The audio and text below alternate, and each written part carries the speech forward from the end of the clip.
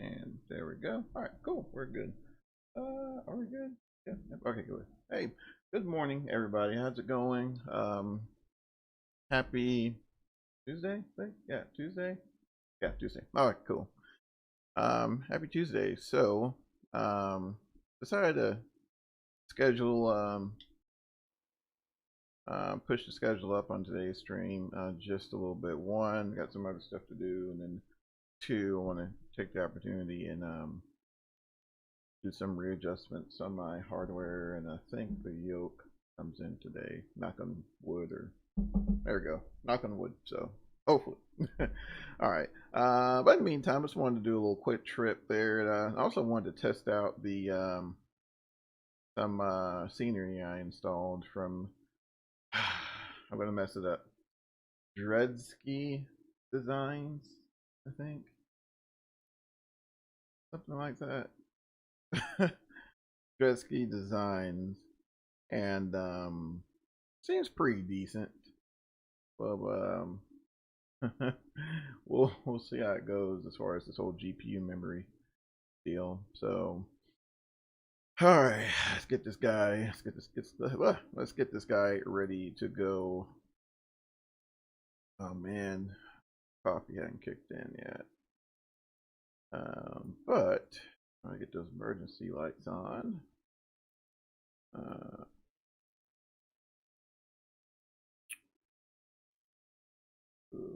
See, check my audio. Cool, that looks good. That looks nice. All right, cool. All right, so we're good there. There's seatbelt signs on, and let's go ahead and free for a trip.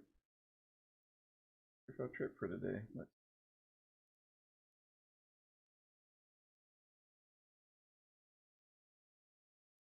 go. Cool. There we go. All right. So here's what we're looking at here. So taking off from Atlanta to Chicago here. It's saying 9 left. I hadn't double checked by the ATIS, but this information is fairly recent. From waylinks there, density altitude 1900 feet, so it should do pretty good there. Our load. Let's see. So we got 113 souls on board. Zero fuel weight's 107,000 pounds. Yeah, 107,000 pounds. Key break. And we'll be blocking out today on the fuel at 20,000 pounds. Those JT8Ds are hungry. They will burn quite a bit of gas going up there, and of course, you know, for IFR reserves and all that fun stuff. METAR right now. Let's see, METAR winds are out of the east. I think so, because we're parked at Terminal D, Terminal Delta, and heck, I don't know. We're probably completely opposite of the airport, but visibility 10, feeder 1500, scattered 2300, broken 5500. And power is in parachute. Yeah, that's pretty much it, guys. Pretty much it. So what we'll do, those who are just coming in, welcome. I don't have my chat up, guys. So I can't see you. Not just yet. Go ahead and get this. We'll get the FMC programmed up, and we'll be about on our way. Let me see if that pesky Symlink is up. Is that still up? Okay, good. I had a lot of problems with Symlink. I think that's been one of the culprits in my CTD issues in version 5. Alright, so we're gonna be leaving with the Varmin 2. Pesky varmints. Where are we? Where in the wild world of sports are we at? So let's do this. Let's do this. I should know because I fly out of this airport all the time. But it's once again, guys, one of those mornings. Oh, all right. So we're not too far off. Terminal concourse D here. So I believe we're facing to the west. So we're facing this way. So we'll push pointer to the right and make our way down Lima, and we'll get on out of here. All right, so that's not too bad. Well, that's not too bad. It's a big airport, but it's not too bad getting out of. It's not as confusing as like Chicago. I don't know. Chicago means head scratcher. Definitely got to pay attention. Starts there. So what do we say? So we'll be departing. What 9 or left? 9 or left. I updated my nav data. So, yep, there we go. What transition alpha there? Laser. Then jump over to the next one, and then we're gonna jump on the Quebec 118 airway. Come or not? Did I do 1-1? I think I did 113, guys. I'm sorry. 118. There we go. And then we're going to be coming off of for this intersection at MZ Mike Zulu. That's basically our exit. You know how you get to a exit whatever. It's going to be kind of our exit off of the airway. So we'll take see, it's calling for Mike Zulu. So we'll throw that in there.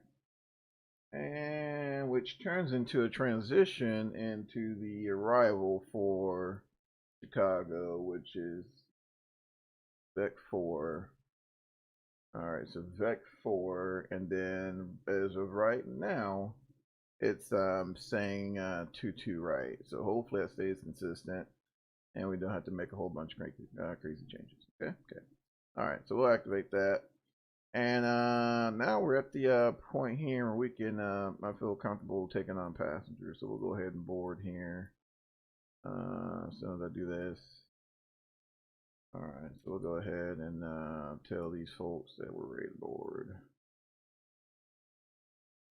Alright, and let's see, our reserves would be 2.9. 2.9. A little cheat. Normally you want to wait till we get final numbers to put zero fuel weight in for last minute unforeseens and all that fun stuff. Last minute flight change or something like that. So we want to account for that last minute bit of luggage. We have some comat that needs to get to another station, something like that. So you want to try to wait as much as you can, which is I believe is part of the for a lot of companies flows as well. Like one of the last things you do. And cruise altitude, we'll be cruising today at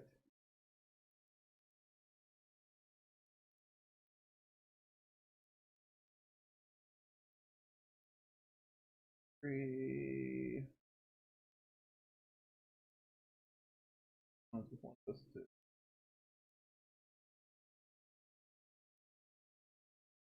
It's saying 350, so gosh darn it, we're gonna do 350. So it looks like it come up to 330, then up 350, and then down. Well, I see why, because we're gonna be so bloody heavy. Never mind. That's got quite a bit of fuel on board, so now it makes sense. Alright, 133 and 142. And yeah, I think that's it. So we're boarding now. Let's go ahead and get the APU on. Get the APU on real quick. Right now we got low pressure external air going now, so at least our passengers are cool. But we'll go ahead and get that fired up here. I think we're about done with that for right now. we'll be bringing that up here later. Bringing that up here in a minute. Our APU looks like she is coming along nicely there. Let's get that position later on. Let me know if this airplane's powered up. Flex. We'll do a flex to. We'll do a flex to. Oh no, may not have to flex since this is a no flex zone. Sorry, I'm sorry. All right. See here, 41. Boop. And there. All right, cool. Oh man, it feels like I'm just buried in. How long is this flight? An hour? What did I say? I looked at it earlier. I'm sorry, dude. Hour and 29 minutes, man. An hour and 29 minutes. And we're probably going to use a good bit of that. I don't see any chances of a awesome tailwind. In fact, I don't even think I saw much wind at all. No, it's like out of the south at like 24 knots. So yeah, looks like we're on our own, buddy. We're on our own. All right, it's kind of, I don't know. I got a habit of this. I try to at least move my throttles a little bit. I've had scares in past where that's something like this happened. All right, let's see here. Oh, really? Dude, get out of here. So that's a click spot? Get up out of here. How cool is that? Because, I mean, of course you can do that. Okay, never mind. All right, guys. Yeah, that's pretty cool. Pretty cool. All right, I think for the most part we are almost there. Go ahead and get that pneumatic air on. Get that bleed air going off the APU, and we'll get these packs on. Let me double check my bleeds. Bleeds are open both sides, and we'll go ahead and call ground. Let them know they can go ahead and pull that external air. Traffic, American 1021, taxi into 27 right via Mike. Land traffic.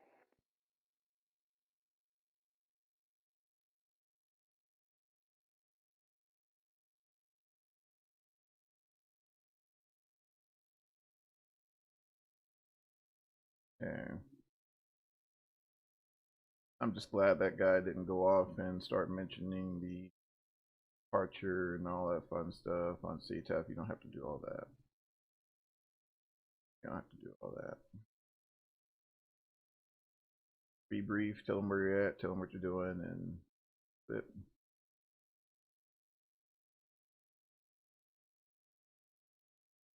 Alright, yeah, looks like we're getting the last of the luggage there. And so let's see here. Back to that chart. So yeah, so we'll push. We'll make a left and take Lima.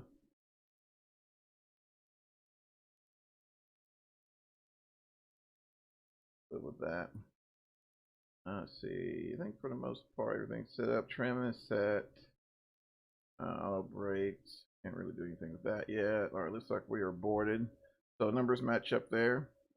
107,000 pounds. Trip takeoff fuel. About 20,000 there.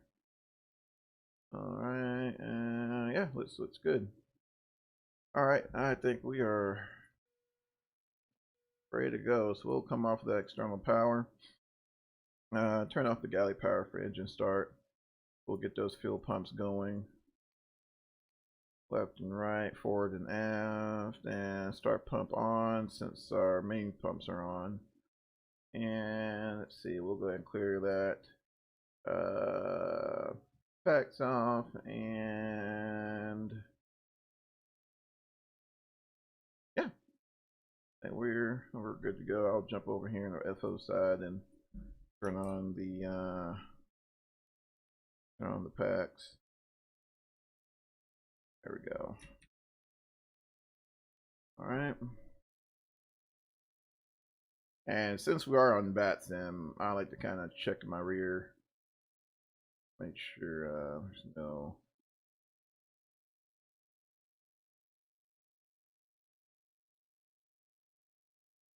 All right, I think we're good. Double check V pilot though.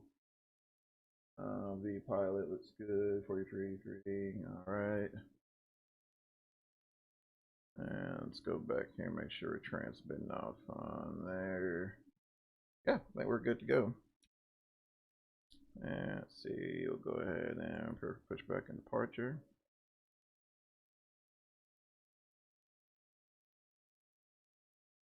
All right. I'll go ahead and turn this off here.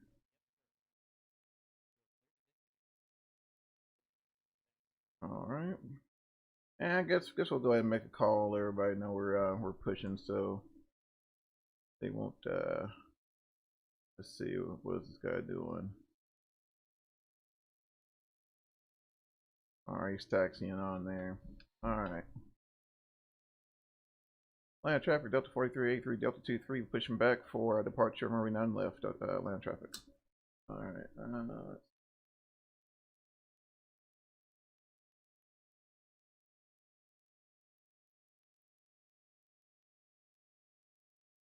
alright, so we're going to be pointing to the right.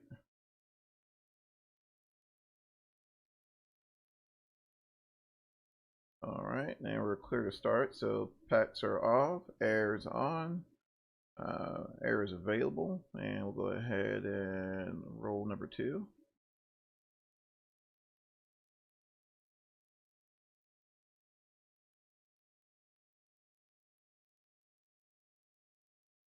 Must got a new guy on the tug.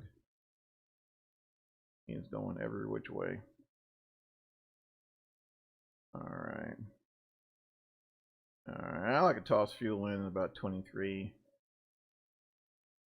Let's watch that AGT there. It's like it's lining up very nicely. Alright, we'll close that right starter valve. And we'll go ahead and start number 1.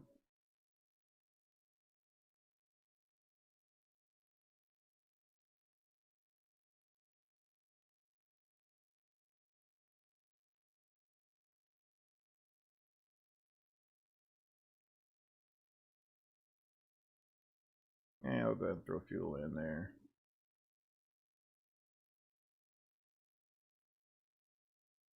Temperature's fairly cool today, so I'm not too worried about a hot start. Alright, there we go. There we go.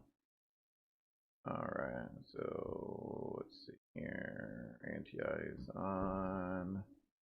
And let's see, left and right looks good. Park and brake set. Galley power on. Pack. Left and right pack on. We'll jump there. Alright, and bleeds are off on the APU, and master is off on the APU. Everything looks good up top. So now here in the bottom, closer bleeds both sides. Come back to our cabin side there. And we'll toss in 15 degrees of flaps. 15 degrees of flaps. Let's see here. Trim looks good. Got our flight director in order. Our autopilot. Alright, let's see. Flight director's on. I need to set a joystick button for that. And nav mode on. We're just gonna ride that departure out. And we'll let these guys know that we got a good start. We'll lay on the trigger there, but yeah, alright. Let's see. 3. Get to field elevation in Chicago once we get a little closer. All right, everything looks good so far.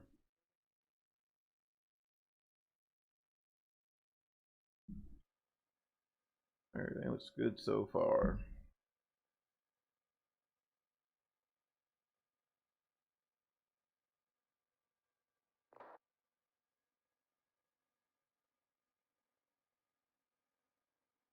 Let's see, 22-mile final. All right. So by the time we get there, he may be. These guys are running the heck out of. I almost wish we. You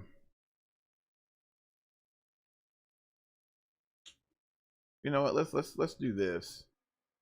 Let's we'll pop a Yui and we'll pop a Yui and we'll depart. We'll depart 8. We'll depart 8. 8 right. Yeah. So we'll take Foxtrot to hotel, and 8 right.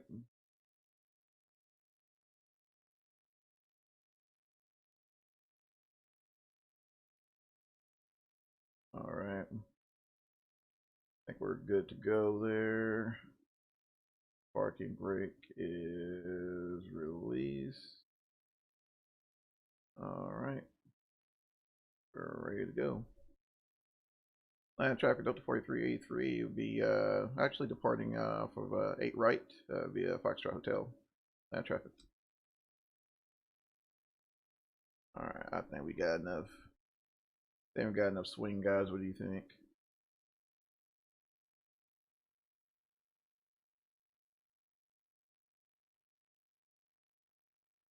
That's one thing. It's, you know, we're so used to these large airports, especially in real life, being constantly staffed. Kind of pay attention once you jump on VATSIM, just kind of see how the flow is running. If you got a lot of aircraft arriving on, like say for example, 9 left, then more often than not, then they're probably, and that's probably the go-to arriving runway at that particular area. So, no, I try not to be that guy to go in there and mess up the flow. But we do need to go in and make the adjustment here, which isn't a big deal. It just, make sure we got it updated in the FM. So what did I say? Up here. Let's see. Yeah, I'm gonna need to go on Foxtrot. Let's go. Yeah, let me get off here, Foxtrot. We're clearing right. Traffic, American 1021 lining up, 9er left. American traffic, or land traffic. Hurry up, dude.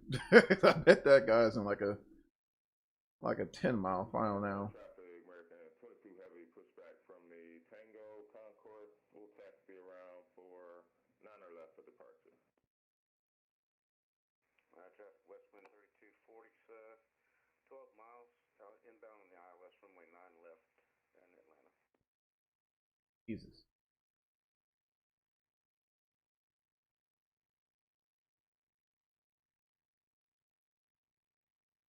That.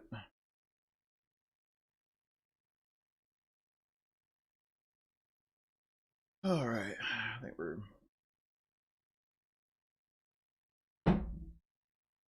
looking pretty good. Land traffic, American 1021 rolling 9 left.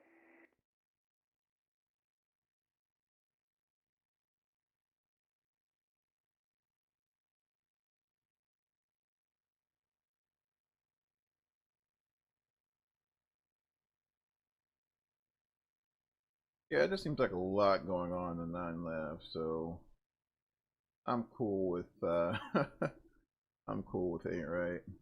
But then again, I could be wrong. I guess I'm not sure. I mean, heck, for all I know, 8 right could be the arriving runway.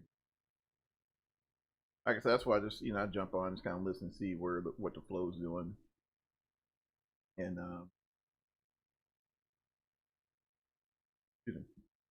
go from there. All right, looks like we're here. This thing's so long. You almost gotta treat it like a wide body. Just overshoot a little bit, and then you're all straighten out.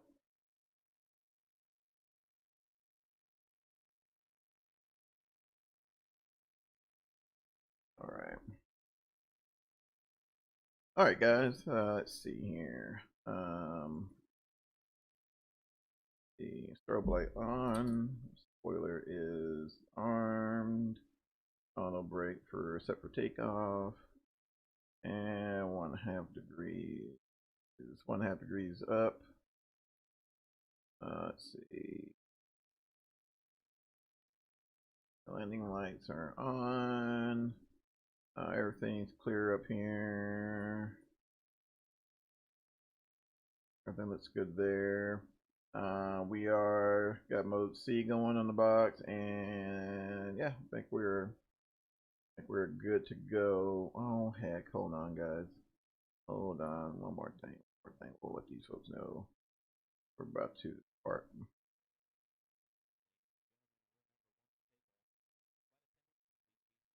All right. All right. Traffic line 4383 departing 8 right to the northeast. Line traffic. Let's see.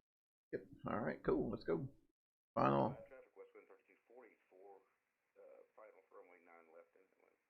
All right. Final's clear. Runway's clear. Clearance is received.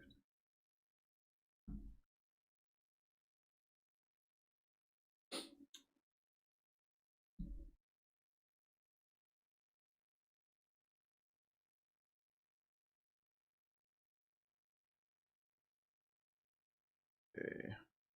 And we'll do kind of a rolling departure here. We got plenty of real estate. Gotta get her lined up and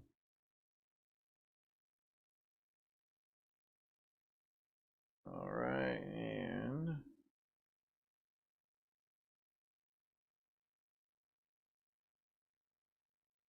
all right, take off.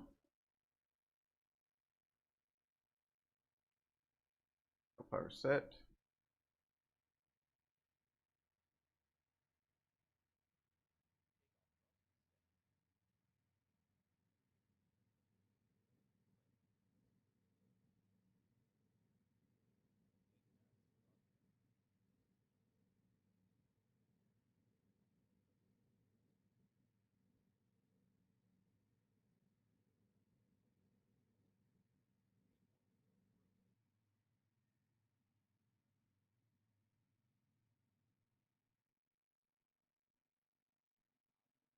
Yep.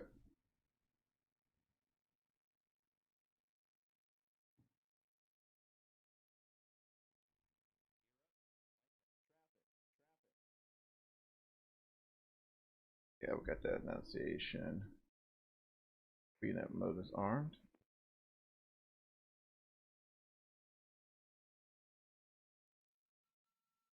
Climb thrust set.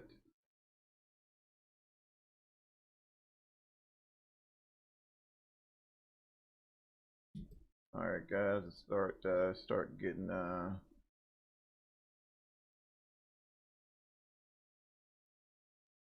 some speed.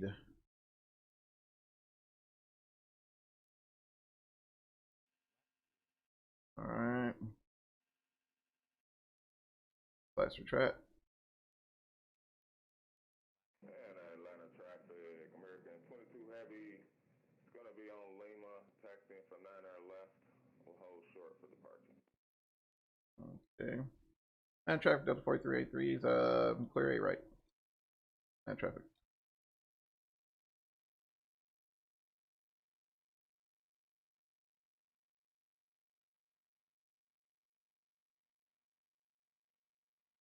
I guess we could have said departing on the upwind, blah blah blah, or whatever. That'll be fine.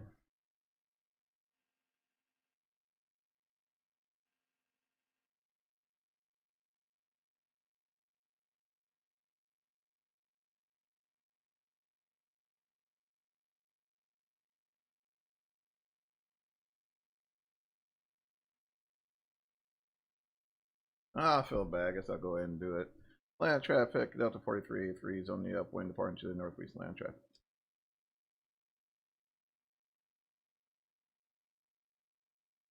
There we go. Now my consciousness, consciousness is clear. And Atlanta traffic, we see the JetBlue there on Mike taxiway for Nana. We'll give you precedence. You were here. If you want to take off, let us know. We appreciate it. We'll take full length at Lima. So JetBlue, appreciate it, man. No problem. American 22 Heavy will be holding short. Niner number 2, Niner left for departure. Atlanta traffic. Yeah, got a little turbulence coming out of 7.5 morning.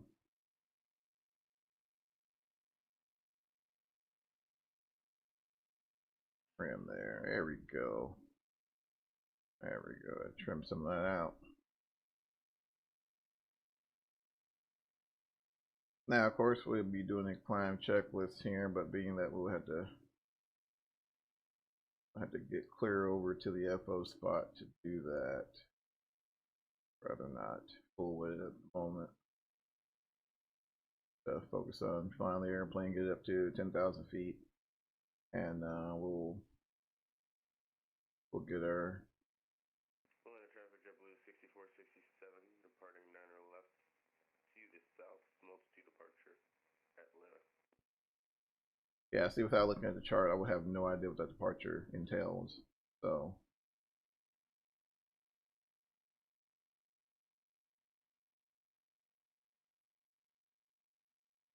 Let's see, unless you just so happen to be on that same departure.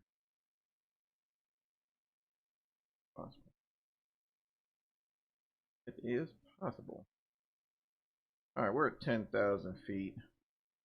I'm gonna get her settled down a little bit. Get those pressures trimmed out.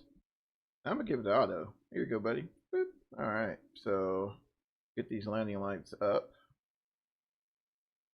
I'll dive down here and we'll bring those pumps down to low pressure. I think they come down to about 1500. I think. I believe they come down to about 1500. All right, so looks like we're picking up airspeed there. We're tracking this departure pretty good. So FMS is running our EPR, and we got 33,000 dialed in there, and we are on that track, and we are climbing per the vertical profile in the FMS. So far looking pretty good. Fairly smooth today. Cool. Roger that. Atlanta traffic, American 22 Heavy, lining up 9er left for takeoff. All right. Atlanta traffic.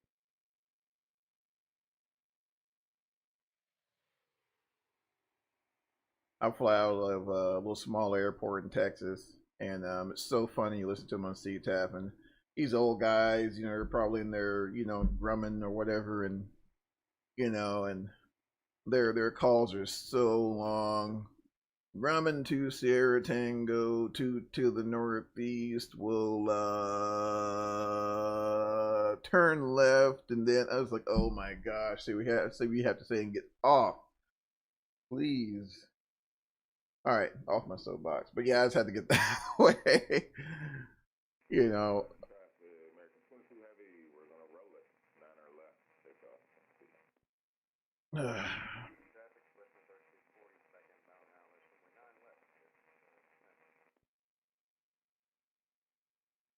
Oh man, but I mean, it's not just older guys, and not say older guys as if I'm like talking to myself because I do it sometimes. But I try to try to, if I feel, because it happens sometimes, like you're talking and you draw a blank, what we've all done, just force your finger off of the push to talk button and get your thoughts together. Say it again, um, or any traffic in the area, please advise.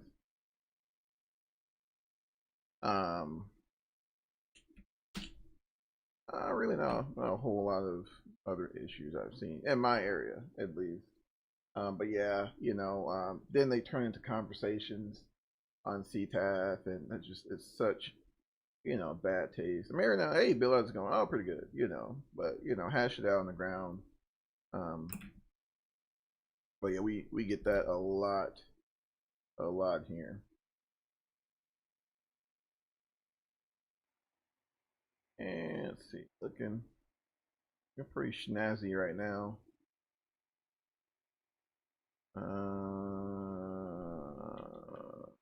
Yeah, looking pretty good. Almost up to 18,000 feet there. All right. And yep, 292 is indeed on the altimeter. Oh, where are you? Where are you? Okay. Let's see.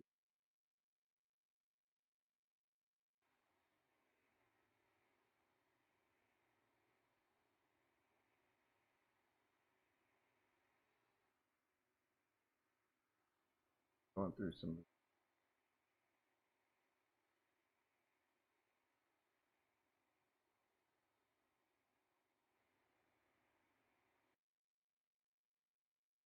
My next blue song.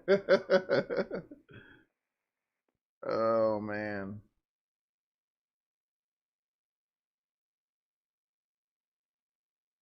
Slow rolling my.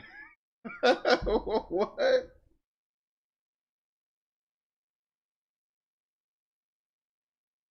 Oh my gosh.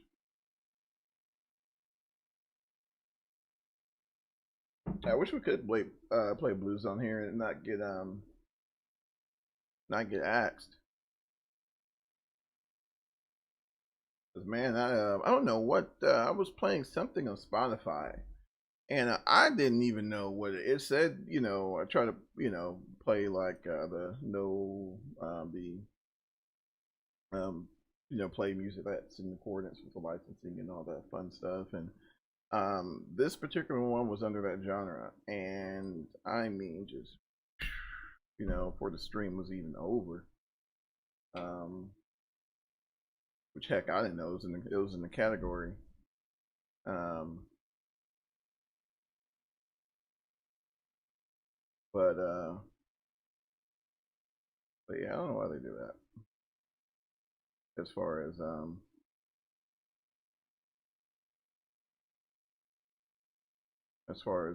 miscategorization of playable music.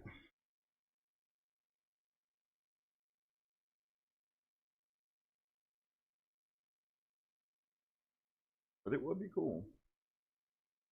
Would definitely be cool. I did a couple of trips yesterday though. Speaking of being cool, that was freaking amazing. And but just so much weather in the area. I went. I did one from that was from Atlanta. No, it was DFW to I think Minneapolis, I think, and I mean it was insane the amount of weather that was in the area. Insane. Hopefully today shouldn't be that bad. I don't think today is gonna be that bad though. But yeah, it was pretty sketchy getting into Minneapolis.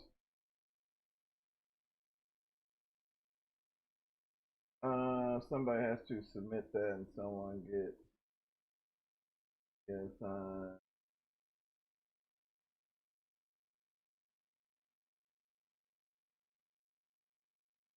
But see, that's the thing. It's like like what do you use? Like clue me in, because you know I'm not all hip on but you can play covers through apparently. Well, some of the stuff I play, like the intro music, that's what I play, and I haven't had any issues with it.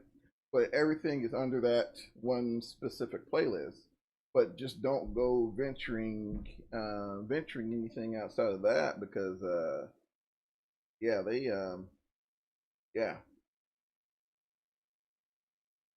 um yeah, that was a big issue that that we had. Um, was like shortly thereafter, you know, you get the little notification or whatever. Um, that was weird. Yeah, yeah, we're definitely gonna have to try to, you know, figure out. My gosh, it's a USB cable. I'm probably gonna have to adjust the audio. Yeah, we're gonna have to figure out something, man. If you don't mind helping me out with that, because you know, you know, things get a little sketchy. All right, we're at 26.9 on the altitude, heading to Chi-Town, good old Chicago. I don't know why every time I think of Chicago, I think of that movie, the Blues Brothers. But I guess I'm just that old school. I don't know. Um, Speaking of airports in Illinois, there's an airport. See, we used to go into a lot back in the day. Moline, Moline, Illinois. It's a pretty cool airport. Their chicken salads were amazing. And I'm not talking about like the healthy type chicken salads that you know I'm supposed to eat. I'm about like this. It was a chicken salad, but it was like the um, hand breaded chicken breast, and it was sliced up, and on top of that was ham, and then you had like a little bit of salad there on the bottom. Then you had like your cheese and whatever. And then they had homemade ranch, and oh my gosh, Lord in heaven, woo, man, it was amazing. Unhealthy as all get out, but man, it's amazing.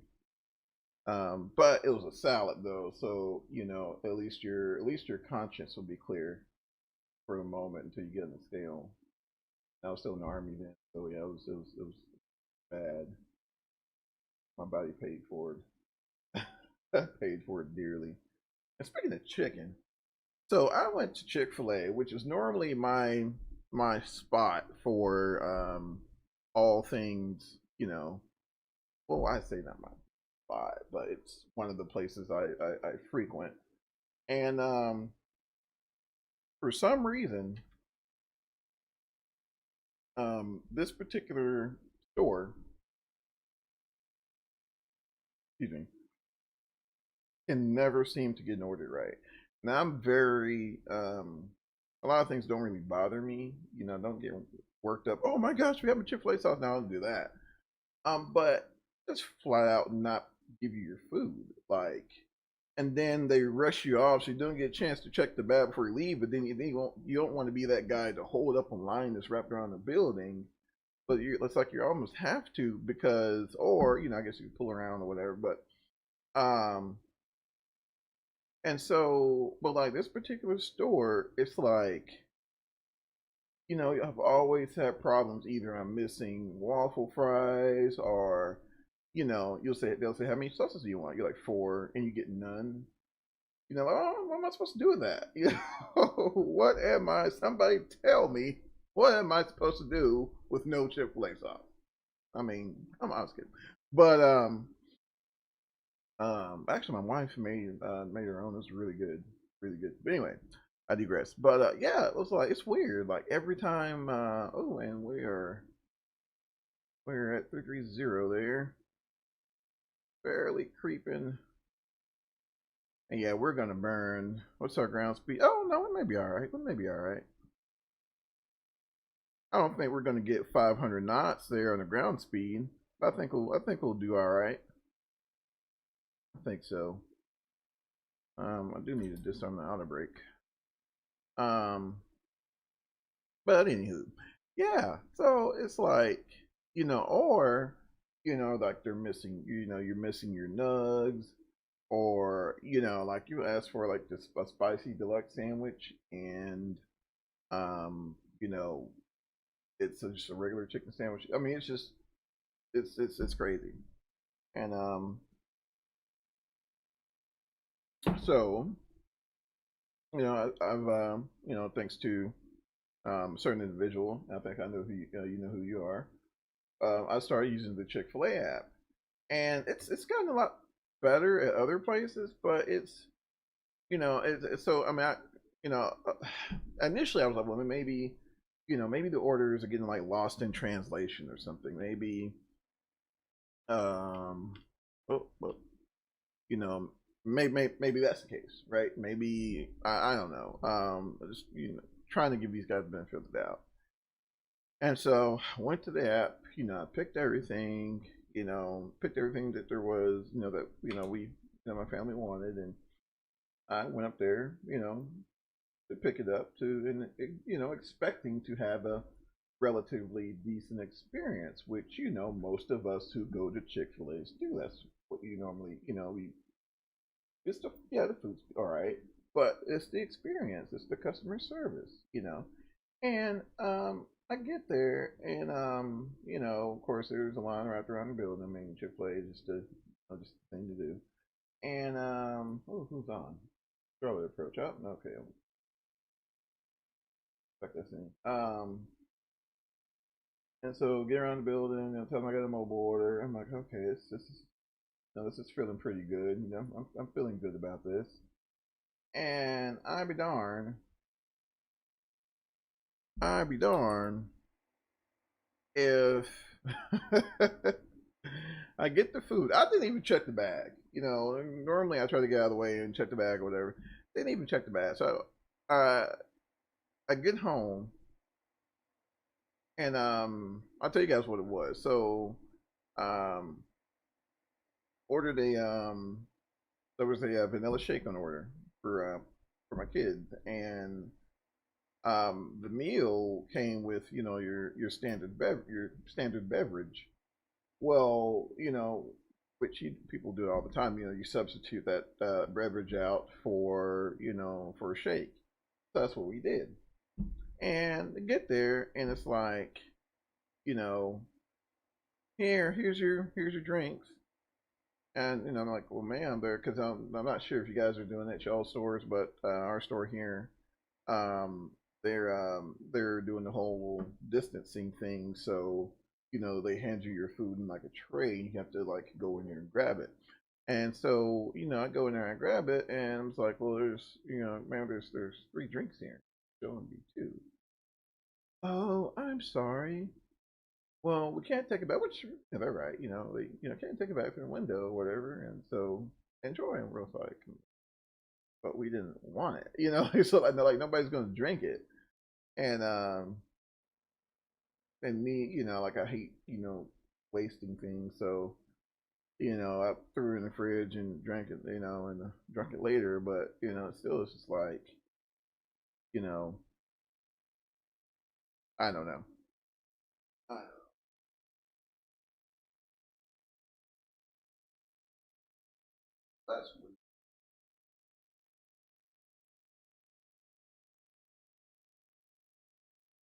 That's weird. We lost power. We lost power. Let's see. Hold on 1 second, guys. I am going to jump off here and check and see what's going on. 1 second.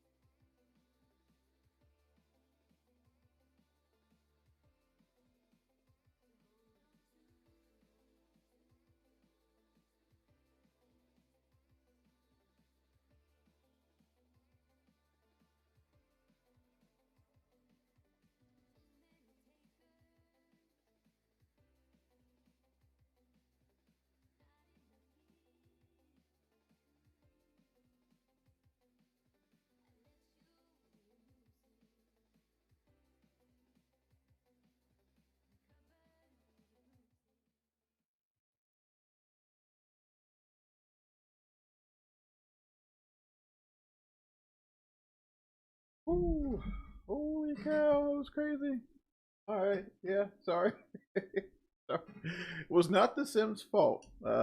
Actually had a really bad brownout here, and a brownout so bad, in fact, it my UPS didn't even go back to normal AC power. It did what it was designed to do and protected my my my system, despite my um, despite my reservations about staying the course and continuing on. So yeah. Oh, that's all right though. We're gonna keep pretty much the same thing. Flight number and all that fun stuff will be the same thing. I think our clearance is still good for 2 hours. So let's see here. There is still hope. I'll get this guy connected. Let's see. 438 for who knows, maybe towers on.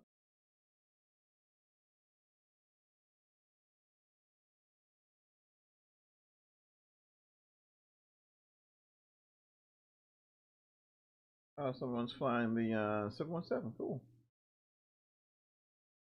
Got to that guy. Still no action here. That's all right, guys. Let's see here. Here's what we'll do. We'll go ahead and get everything fired up here. Let's see here. Everything going. We won't board or anything. We'll just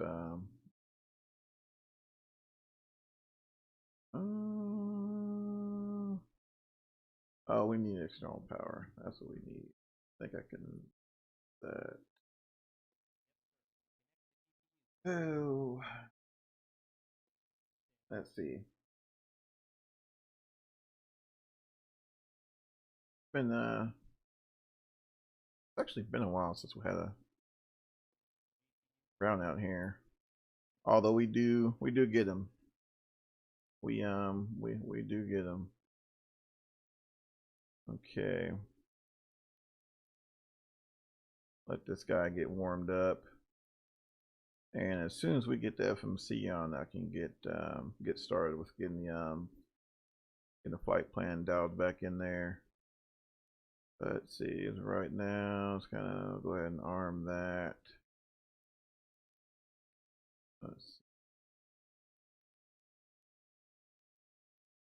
Okay. What do we file for, gents? 33,000 feet.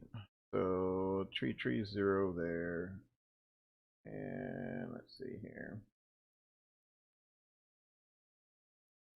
330. Okay. All right, let's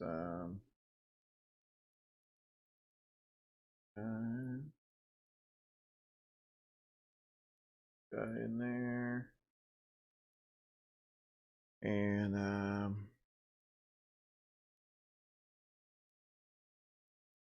program back up. So yeah, I think we're at Delta. Actually, let's go back here because we are at a different gate this time. So let's see exactly where we're at.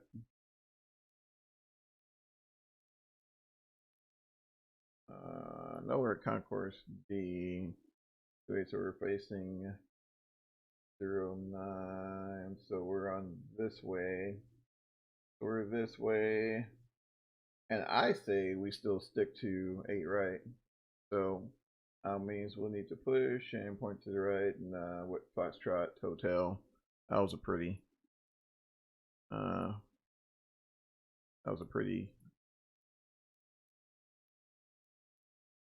fairly stress-free departure.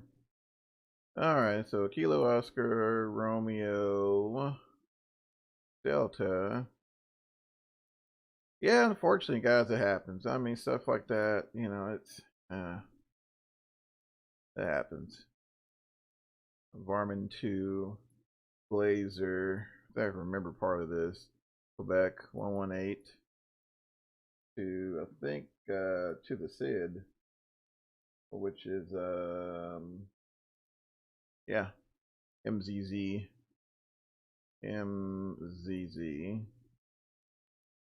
And then Arrival, which this may change as well.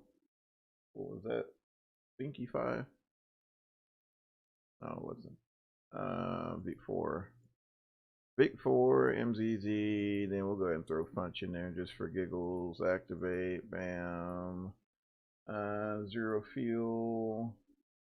107.2. And fuel got 21,000 pounds of fuel on board under normal schedule. 2.9 on the reserves. Let's see, we'll leave that 35. 330 for our initial cruise. And 191. I normally do a little interpolation, but get that in there. Negative 48 degrees Celsius. Takeoff.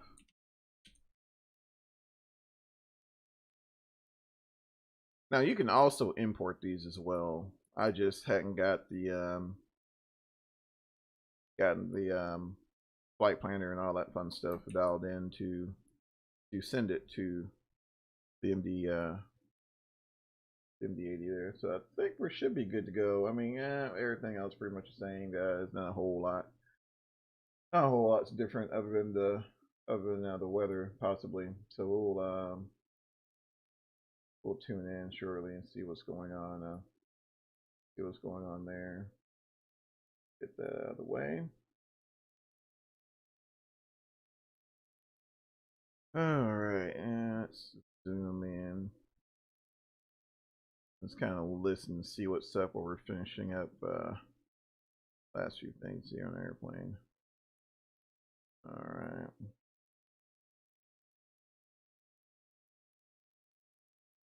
And in fact, let's pick up ATIS and do that. All right, so we're still favoring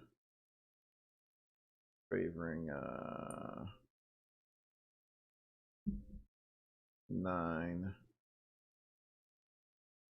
All right. Oh, what was I thinking? What am I doing? Cannot leave out of here without weather. Heck are we doing? This new session, yeah.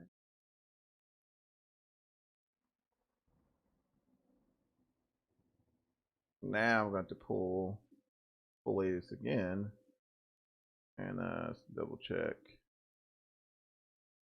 Let's see here. All right, so we're connected. That's good. You can see all our temperatures are changing and all that fun stuff. Kind of look here. So let's see, 116.11. Perfect. Perfect. All right. Let's see. Everything. I want to say everything else is set.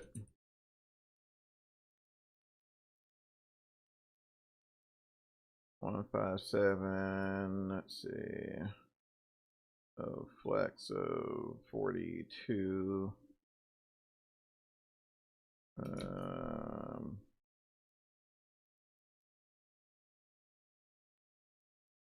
All right. Go ahead and get the hydraulics on. Let's see here. Actually, let's go ahead and get those main pumps on. I won't even mess with the start pump. Get that going. Be one less thing we'll have to deal with. There we go.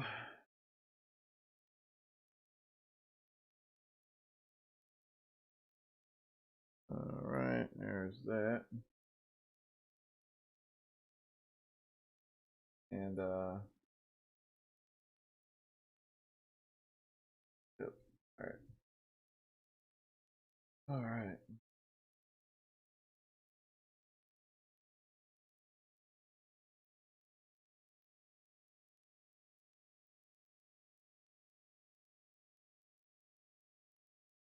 There's the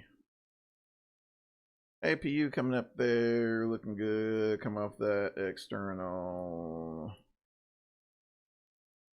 I know it goes up through a little warm up period. There's the EGT coming up. We may. Yeah, we still don't have bleed air. So there is a little bit of a warm up period once you start the APU. So you can initially immediately start it and then bring on the air. There's a little bit of a wait period. So we'll just have to be patient. Or we can start using external air, but that's a bit of a process, especially it is done often, especially when you don't have your APU is inoperative. You know, that does happen. So, but it's a bit of a process. Oh, cool. There's air, so we're good there. We'll call ground. Tell them we're ready to disconnect.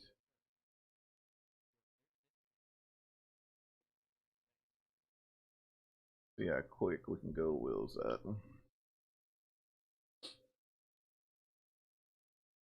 All right. Cool. All right. Looks like we're all set. And I guess we'll give Atlanta a holler and let them know we're going to be pushing back. So what, Gary? All right. Atlanta traffic Delta 4383 Delta 28 will be pushing back here shortly for and taxiing to runway 8 right for northeast departure. Atlanta traffic. All right, that's out the way. And parking's too small. Are you serious? Well, you know what? We're gonna make it. We're gonna make it. Let's see here. Bam. Now it's not too small. How about? Well, okay. There we go. All right, now how about them apples? All right. Push back. Oh. So if this happens again, there will probably be another video being released of me throwing my UPS and my SciTech yoke out of the window. Bam. I don't think that'll happen. That'll be good to go. Oh, as much as I love takeoffs, as much as I love them, and it only happens. I only get weirdness that weirdness happens to me on really long flights. That's why I don't like doing them. I say it's a long flight. It's only about what 700 miles or so. Unlocking gear. Are the winds changing on me? All right, no, good. All right.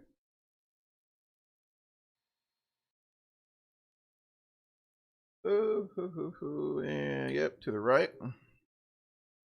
All right, parking brakes release. We're clear to push. And we'll come off of system B for good luck.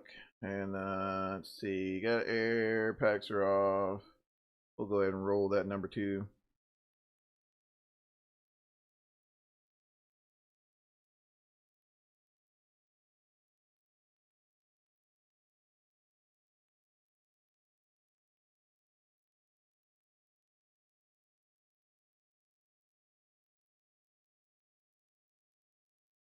All right. And you see, I'm not sure if you guys seen that. I went ahead and brought it in at 22%. Into that's perfectly fine. All right, we'll close that one. Open this one.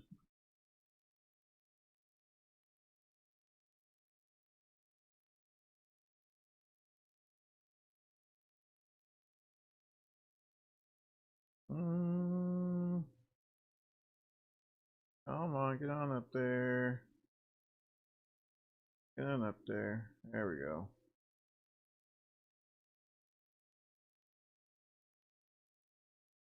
As much as I love ATIS information, we're gonna have to turn that off here once we get settled. Alright, off right now. On. I guess some air conditioning because I know it's warm at this point. Parking brake set. Firm got a good start. I know it's warm. Galley power on. IPU off. Let's see here. Please are closed. Let's see. I know I'm missing something. Oh yeah, I gotta have flaps. So flaps 15. Flaps 15, guys. We'll disable art if we can. There we go. Disable art. Let's see. Take off trim.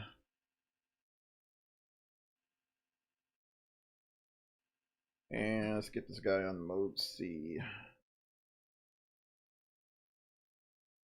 And double check mode C is good. Yep, we're good to go there. And Lord in heaven, let's.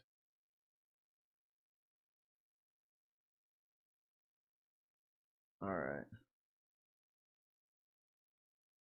All right. Let's see. That's good to go. Like that.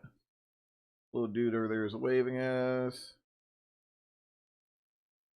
I think we're ready, guys. I think we're ready. And we'll go ahead and set that guy there. Cool. All right. On the road again. Let's see. Yep. And let me. All right. Foxtrot Hotel. All right.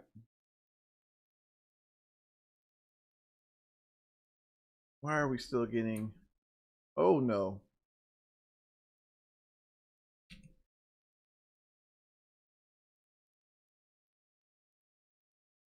Maybe they'll stop it. Why are we still getting this information? I don't think it's not tuned. Let me flip it over there.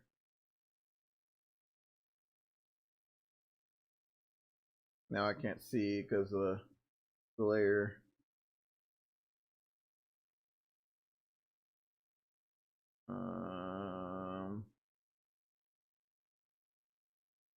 See. All right. All right. Parking brakes release, and we're gone. Land traffic. Land traffic Delta 4383, taxiing 8 right via Foxtrot Hotel. Land traffic. Let's see. Oh, perfect. All right. Let's unlock that. Cool. And I get a nice little trot going on. Let's see, and what was that? Foxtrot Hotel, and I should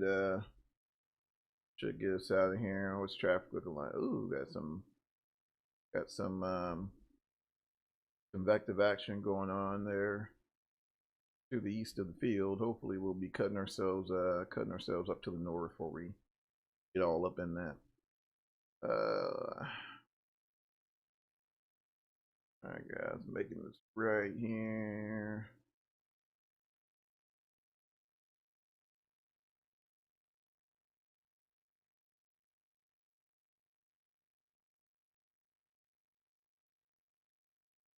Okay.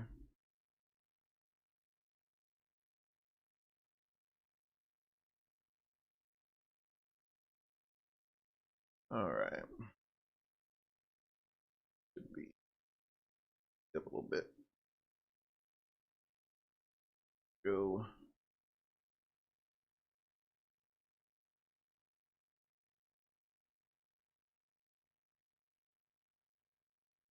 Let's see. Yeah, it was weird. You know, I was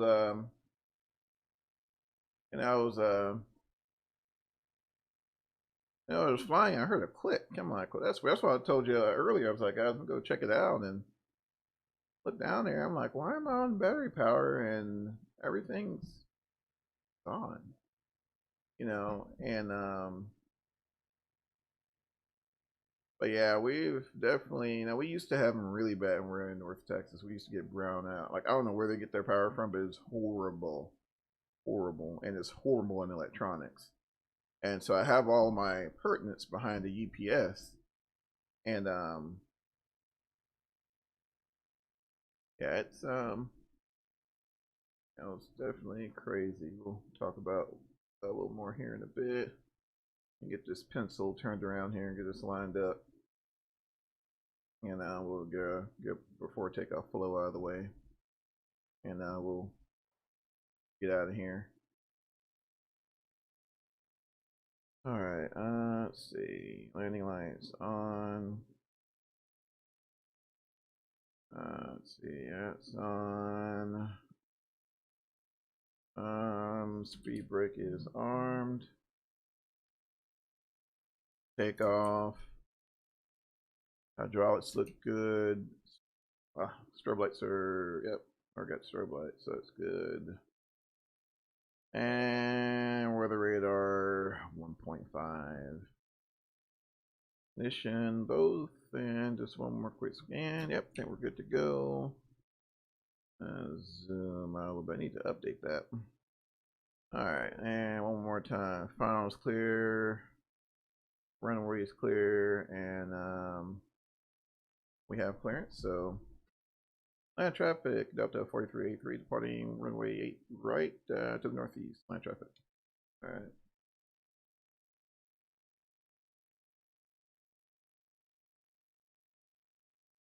Alright, well, once again, we're going to do a rolling departure. You won't take up a whole lot of time. It's got to get her nice and lined out there. Nice and lined out. Let's kind of get her on the center line ish, kind of. All right, man, we're going to slowly start bringing that power up, and we'll get up to about 1.4 on the EPR, and we'll send it. Take off.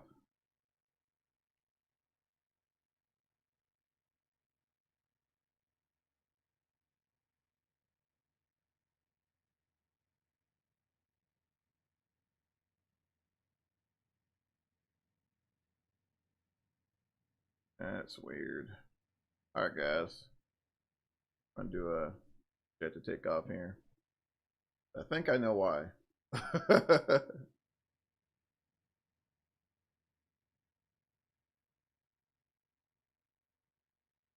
All right. Land traffic Delta 4383, 1 RTO, coming off on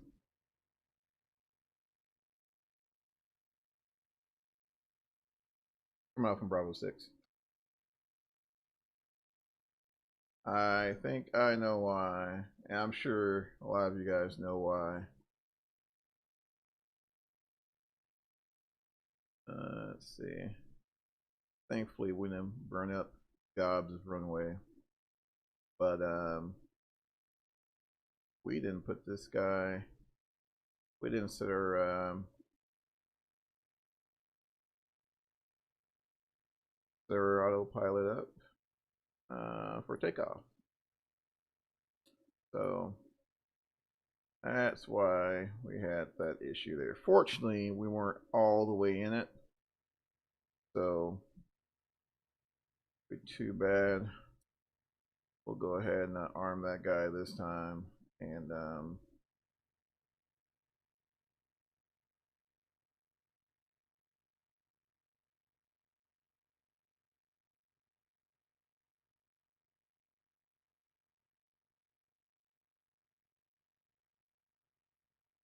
all right.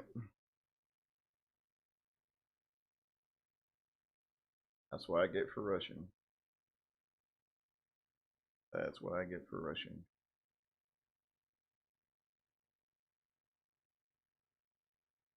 Let's see.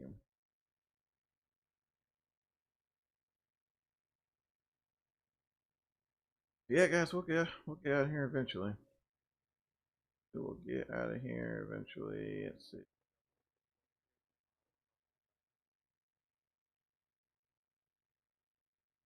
All right. I think everything else is pretty much set there. So we'll just call. Go ahead and start ourselves up for departure. Let's see. And brake temps look good, so that would be all right to continue.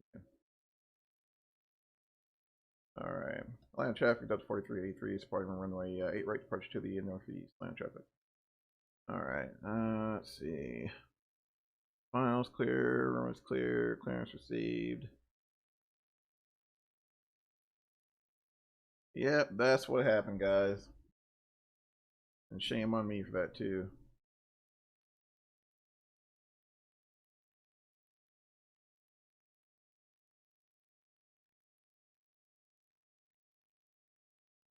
Shame on me.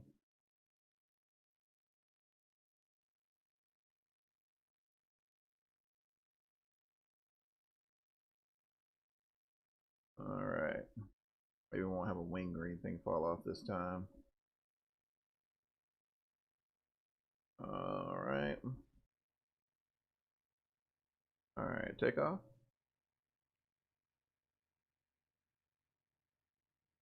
There we go. Backup power set. Airspeed's live.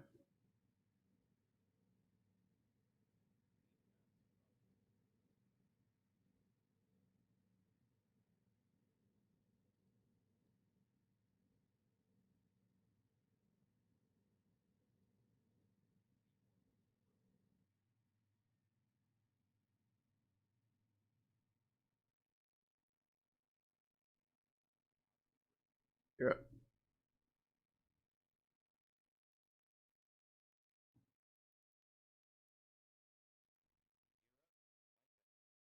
Alright, 400 feet, and we'll arm VNav there.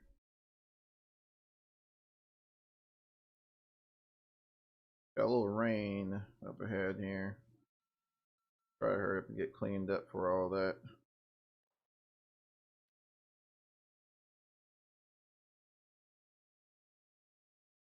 Land traffic Delta 4383 is on the upwind departing to the northeast. Land traffic. Alright, heading hold. Don't need there. Alright, there should be nav track there. Line thrust set. Alright.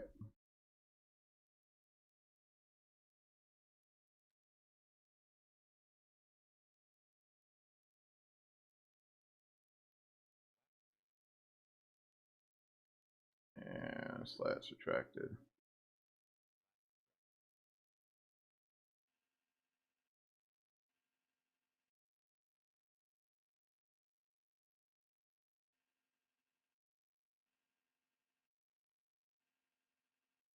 Alright, I'm gonna go ahead and give it to auto a little early here.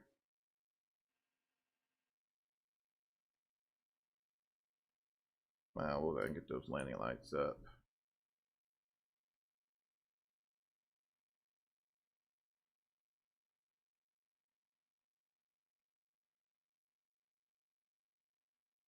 Ooh, all right.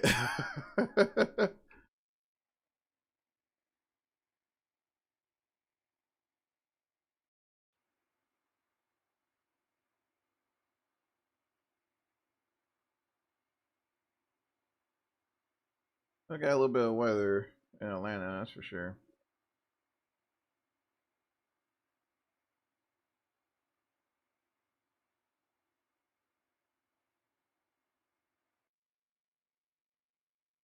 All right, coming out 6,000.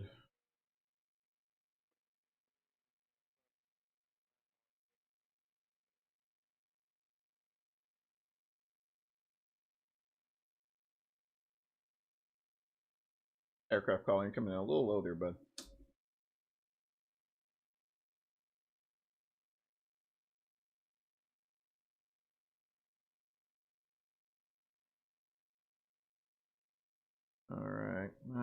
looks good so far. Engine instruments look good. Oh, UPS looks good. All right. Maybe we can get to Chicago here.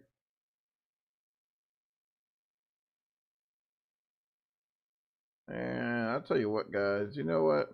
Once we cross Hoyt, I mean, there's not a whole lot going on. Don't see a whole lot of traffic in the area. Let's go ahead and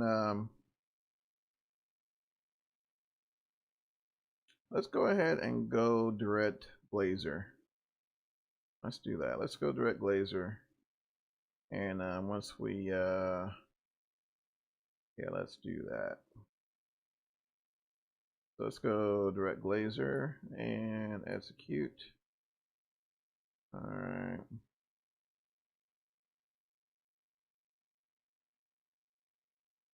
All right. Go. And while we're doing that, so there's different variants of the MD-80, and that you can fly with the FlyTheMaddogX add-on. You can get, which I think I've talked about this before, but you can get the 82 and then the 83 and 88, which the 83 and 88 are the same airplane. It's just Delta wanted to put their own little spin on it. So I'm using chase plane, so I didn't realize you had to do a, which, you know, kind of makes sense, but you have to do a preset for each variant. So some of my presets aren't exactly matching up just yet, but it's a work in progress. So you guys may see me fiddle with my presets a little bit. So it's kind of bear with me on that. Come up to about 11,000. And try to get a decent preset to where, especially on the MD-88, I'm still trying to figure out the keybind for the auto throttle. I tried the default keybind, and which is important on especially when you're doing takeoffs in the MD-88. In order for the auto throttle to enter clamp, the clamp mode, you want to try to engage the auto throttle about 1.4 EPR, I think is what they called for, and it's normally the PNF is doing that, the pilot not flying. So you know, reach over, flick it, no big deal. But when you're in sim, you know, you're by yourself, and then you know you're on VATSIM, you're doing all these other things, and it's difficult to do, especially when you got the, you know, when you have your field of view like this, and I mean there's no way you're going to be able to, you know, and then you try to turn your head and then it throws off your, you know, your deal there. So I try to get it nice, like decent balance here, so where, you know, I can still see my instruments, you know, yeah, you know, about right there. And then I can creep in on the zoom just a hair. All right, and you know, I'll do that. So I'll go here, and I'll go here, and then let's say we'll update this preset here. So in theory, we should be able to boop. Perfect. All right, cool. That's what I want to do. Oh, all right, guys, what an ordeal. Thank you for hanging in there with me. Those of you who were able to, I know this is during work hours and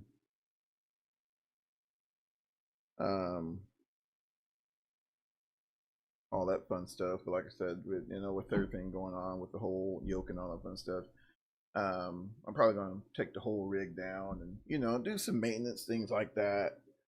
So yeah, this whole APC, not APC, yesterday UPS that I use is APC. So with this whole APC deal, so yeah, so, you know, I hear the relay switch over, so I'm like, okay, well, you know, that's not good, because I said we have really dirty power, and here, and sometimes they'll even trip the breaker. And I got so tired, which those of you who like especially last year, early on last year, I was doing okay, we're 18,000 feet there. I was doing some streams, especially like towards the night, I would just lose power, and it's so aggravating. Then it's just really hard on your computer.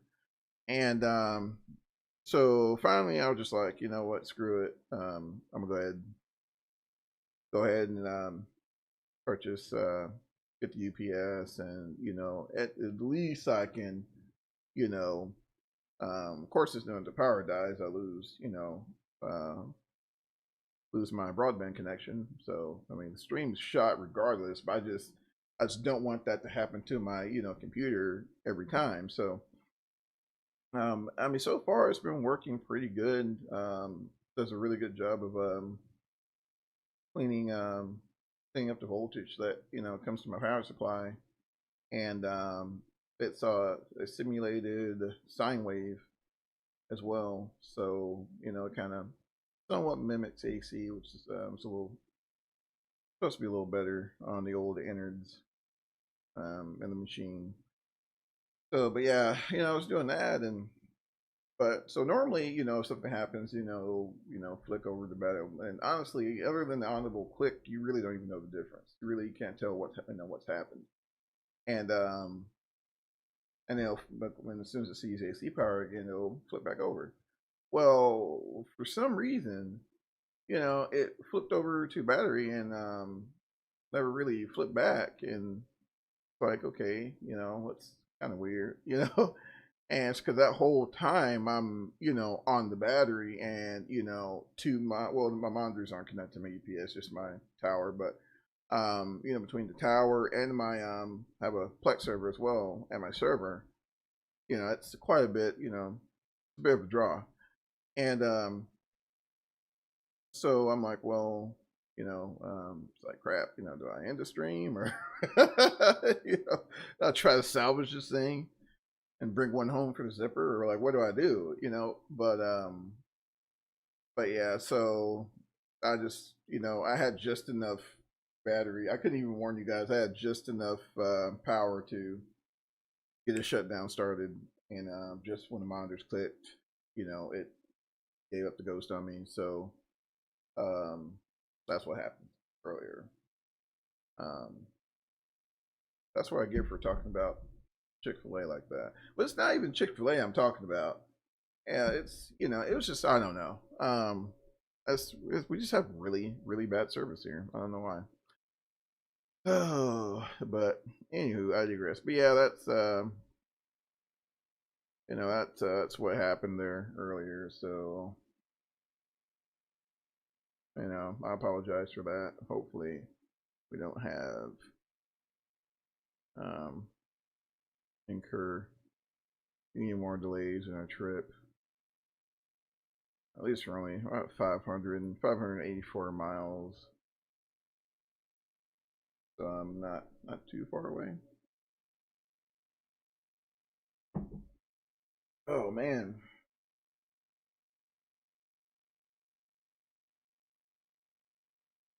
And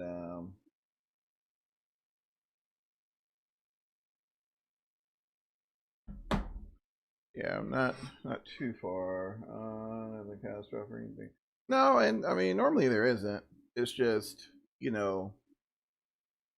over time, when it constantly, the constant shutdowns and things like that, it does a number on your power supply. And back in my freelance IT days, that was the majority of my power supply issues. They got either lightning strike, or they got crap power, or something like that, and you always end up changing the power supply, especially on the lower grade PSUs. You tend to have that issue. But I mean, this thing, like, and I've I was kind of frustrated earlier, but I really, since I've put it in, I rarely have issues with it. That's what's just so strange. That's what I was kind of looking around, like, is anything else off, or what? Well, I rarely have problems with it.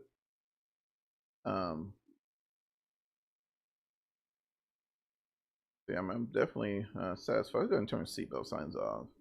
Yeah, definitely satisfied with the performance, but You know, just kind of had me wondering earlier. You know, what was really going on. Speaking of which, so I read that Delta has announced the last flights for the MD-88, which is this guy, and the MD-88 and the MD-90, and I think the MD-90 is, I mean the MD, not the MD, but the Boeing 717 is not too far behind. So I think they're going to finish up a few trips in Norfolk, Virginia, Hartford, Connecticut, Sarasota, Florida, I think, and that's going to be it. That is going to be it. That is going to be the end of the Mad Dogs there. So no more of those. I guess it's pretty. I'm sure we'll see them flying. You know, we may see one or two flying for some outfit. You know, Lord knows where. You know, but for the most part, as far as mainline services, that's going to be it. Even Allegiant's not flying them anymore, and I didn't think Allegiant would ever get rid of their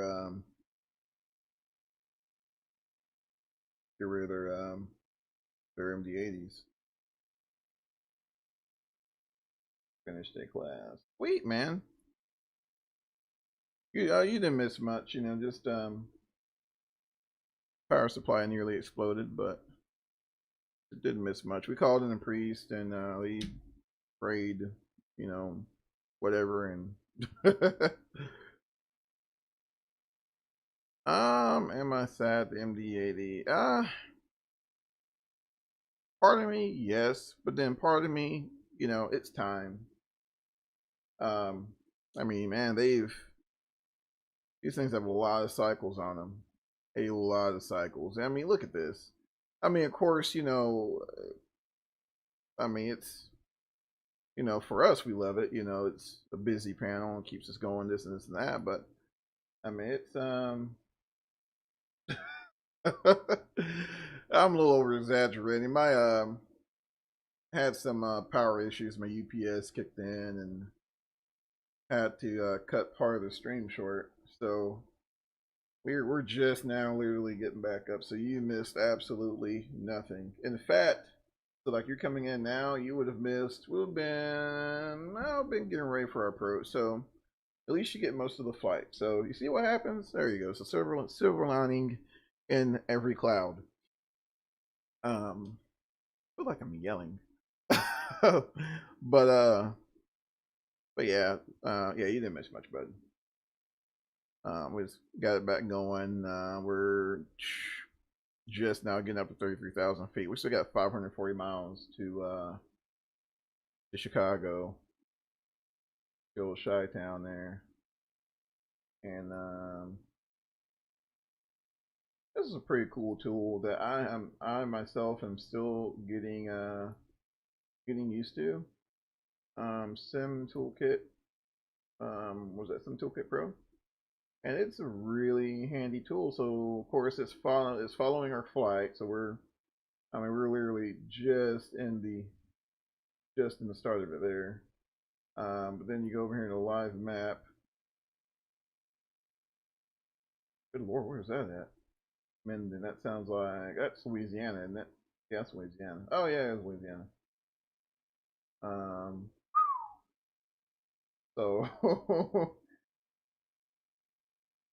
here we are, and here's some other aircraft there. We're just now, man, it's busy going up to Chicago.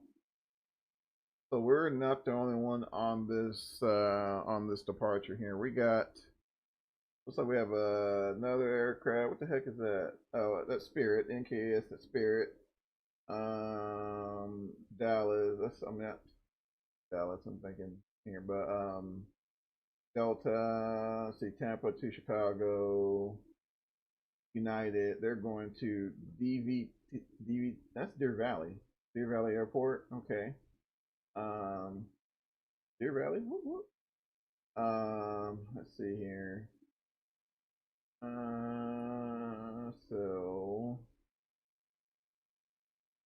yeah, you know, they're pretty much following the same, especially this guy here.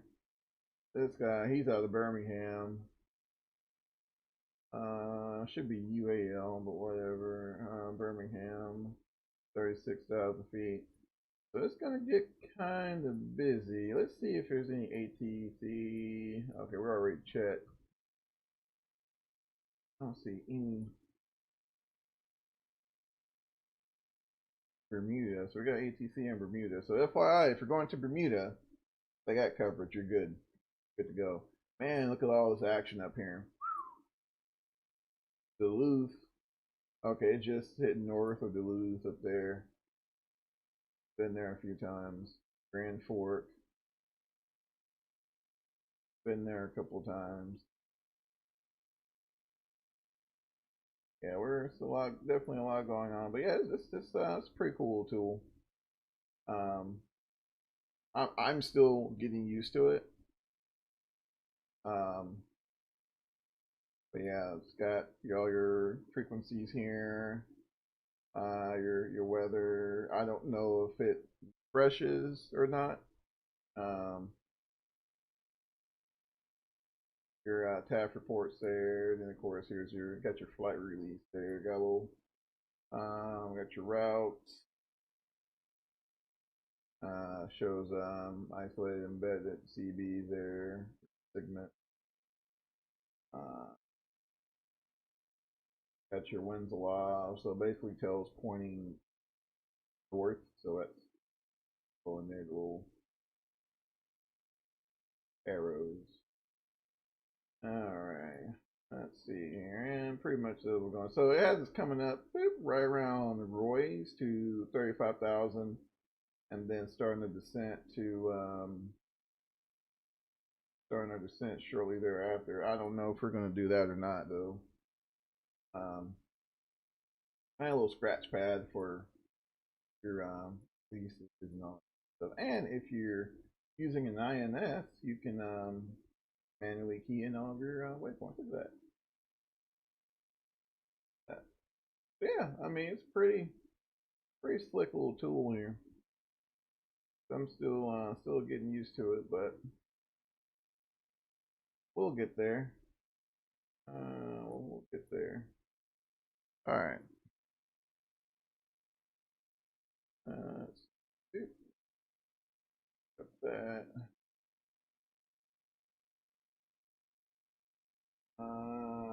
Let's see. Still got, you know what would be so.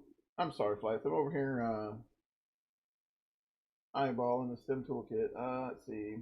You know, would be sad if the MD-88 retired Boeing Airbus 921. Yeah, I don't know. I mean the 737, it's not going anywhere, obviously. As far as Boeing, I mean Boeing just has their designs, but Boeing is struggling right now. I mean Airbus, they're kind of, I mean it's kind of, I don't know. It took a little bit of a loss with A380, but I mean those airplanes sell. I mean that's just all there is to it. You know, they sell. And the thing is you know, as you know, awesome. Because for example, I would love to see the 727s again. I would love to see the Avros again. But you know, I would love to see. I mean, heck, the Saabs. I mean, how many turboprops have you seen at your local airports here lately? I mean, your, you know, large commercial operations, unless it's silver or something like that.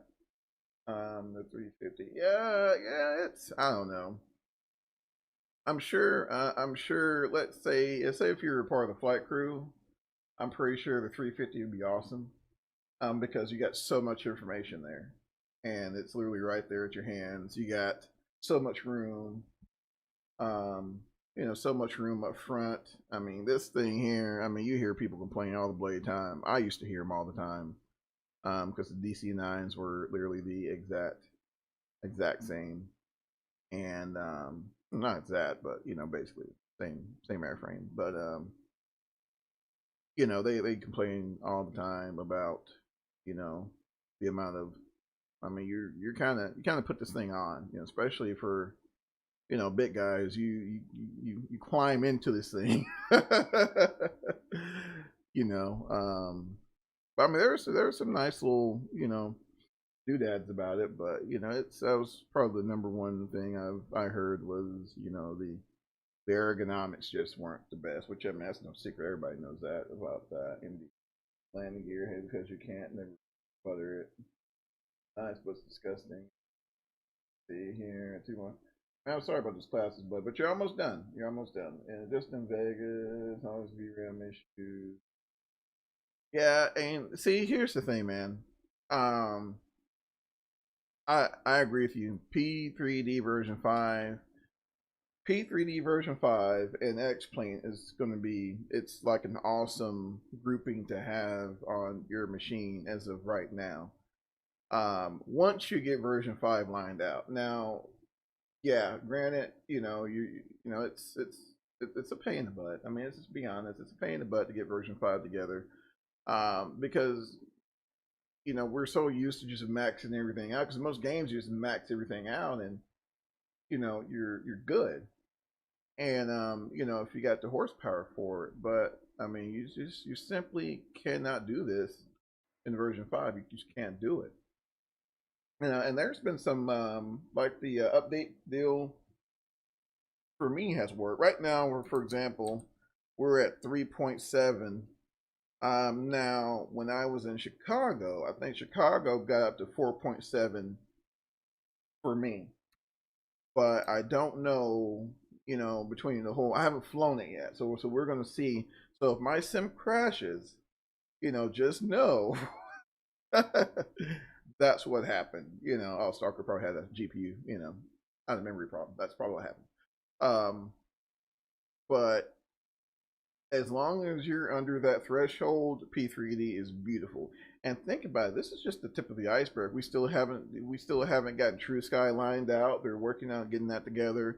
Orbix is still bringing like OpenLC. I think it's supposed to be coming soon. Hopefully, I say that. Hopefully, you know. Then once guys starts, you know, once people start messing with shaders and all that, man, this thing could look like I was flying like around dusk yesterday, and it was beautiful, beautiful.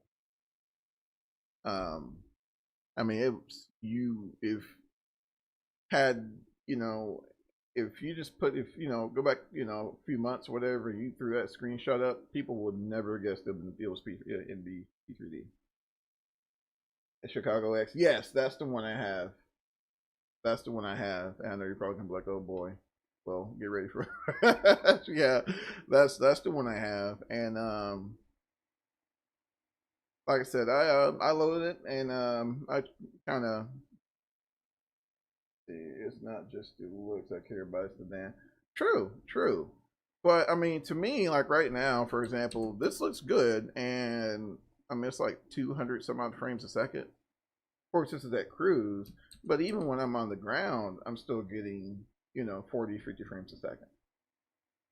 You know, it's just at the end of the day, it's all about optimizing, you know, getting your particular setup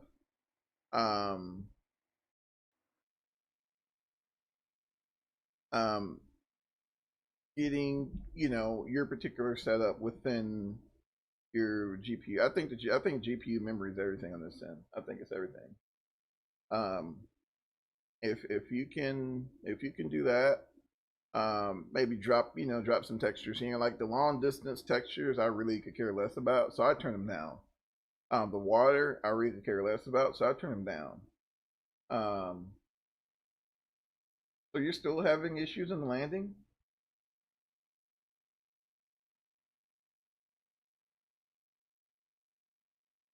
Now there's a slight delay, so I may not get you just, you know, on Jump Street.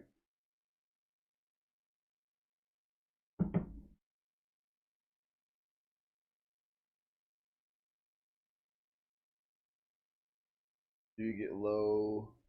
No, I don't get the low CPU usage. I get the low GPU usage, or I did. And the last time that I got it, FlightSim, was when I'm not sure you remember that approach into New Orleans. That was the last time I had it, and I've flown into New Orleans since then and didn't have that issue. No, I haven't gone to Fort Lauderdale which is another. It's beautiful, but it's also very graphically intensive. Now I haven't gone down there to try it, but I know in New Orleans, so far I haven't had that issue again. So low CPU usage, just weird. What's your what kind of CPU do you have now? I remember you told me at one point, but I'm sorry. It's great now, but some airports it crashes, but I get third ring locked all the time. Oh, okay. Whew. All right. I was like, wait, what? But some airports it crashes. What airports are you running, and are you sure they're set up for version 5 yet, or have you just been throwing them in and manually adding them I'm sorry. That's a bit better than I'm a GPU there, but before I was telling you Max 6 or 7 Ryzen. Yeah, you should run that chip. Some airports. Man, here's what I would do. I would go and find out where airports am I having. Is it default airports or 32 gig RAM? Oh shoot, yeah, you're fine. Double check the airports and see if maybe there's something not aligning with, you know, just double check those airports, because some of them, but it works. It works. Okay. Man, I'm trying to think. Play with your textures a little bit too, because that's what I did. I can't. Man, I hate you can't see your. I don't run default. Oh, it's all add-on. Oh, okay. Well.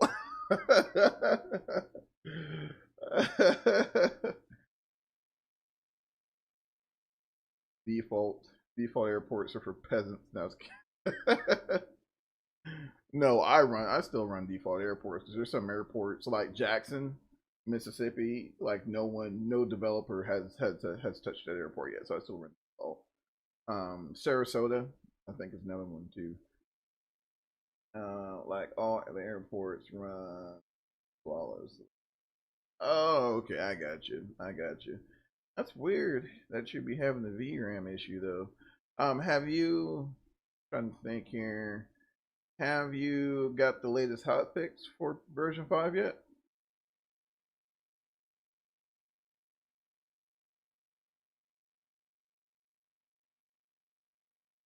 I mean, that's really strange. Really strange. Good news, guys. We are further than we were before. before the power went out. So yay! But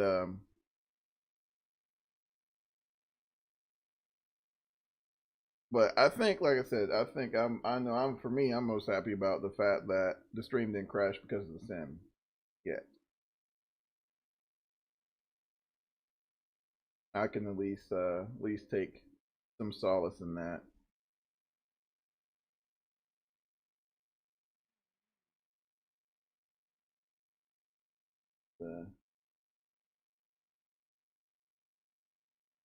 No, you're fine, bud. I actually got to plug my headset in. Hold on one second. I love wireless, but then sometimes it can be a little inconvenient at times. But no, I was saying, what about the sim? No, I was saying good news is at least we're a little further than we were initially before the power went out here, and saved a whole lot of money on my car insurance. No, that was good. I actually do have a pretty good deal on my car insurance, but what was I saying? See, that's what happens when you get old. I forgot what I was saying. No, oh yeah, that's what I was saying. So yeah, the sim, I was just, thankful that it wasn't the sim that killed the stream. Rather, it was the power. I can, it's easy to,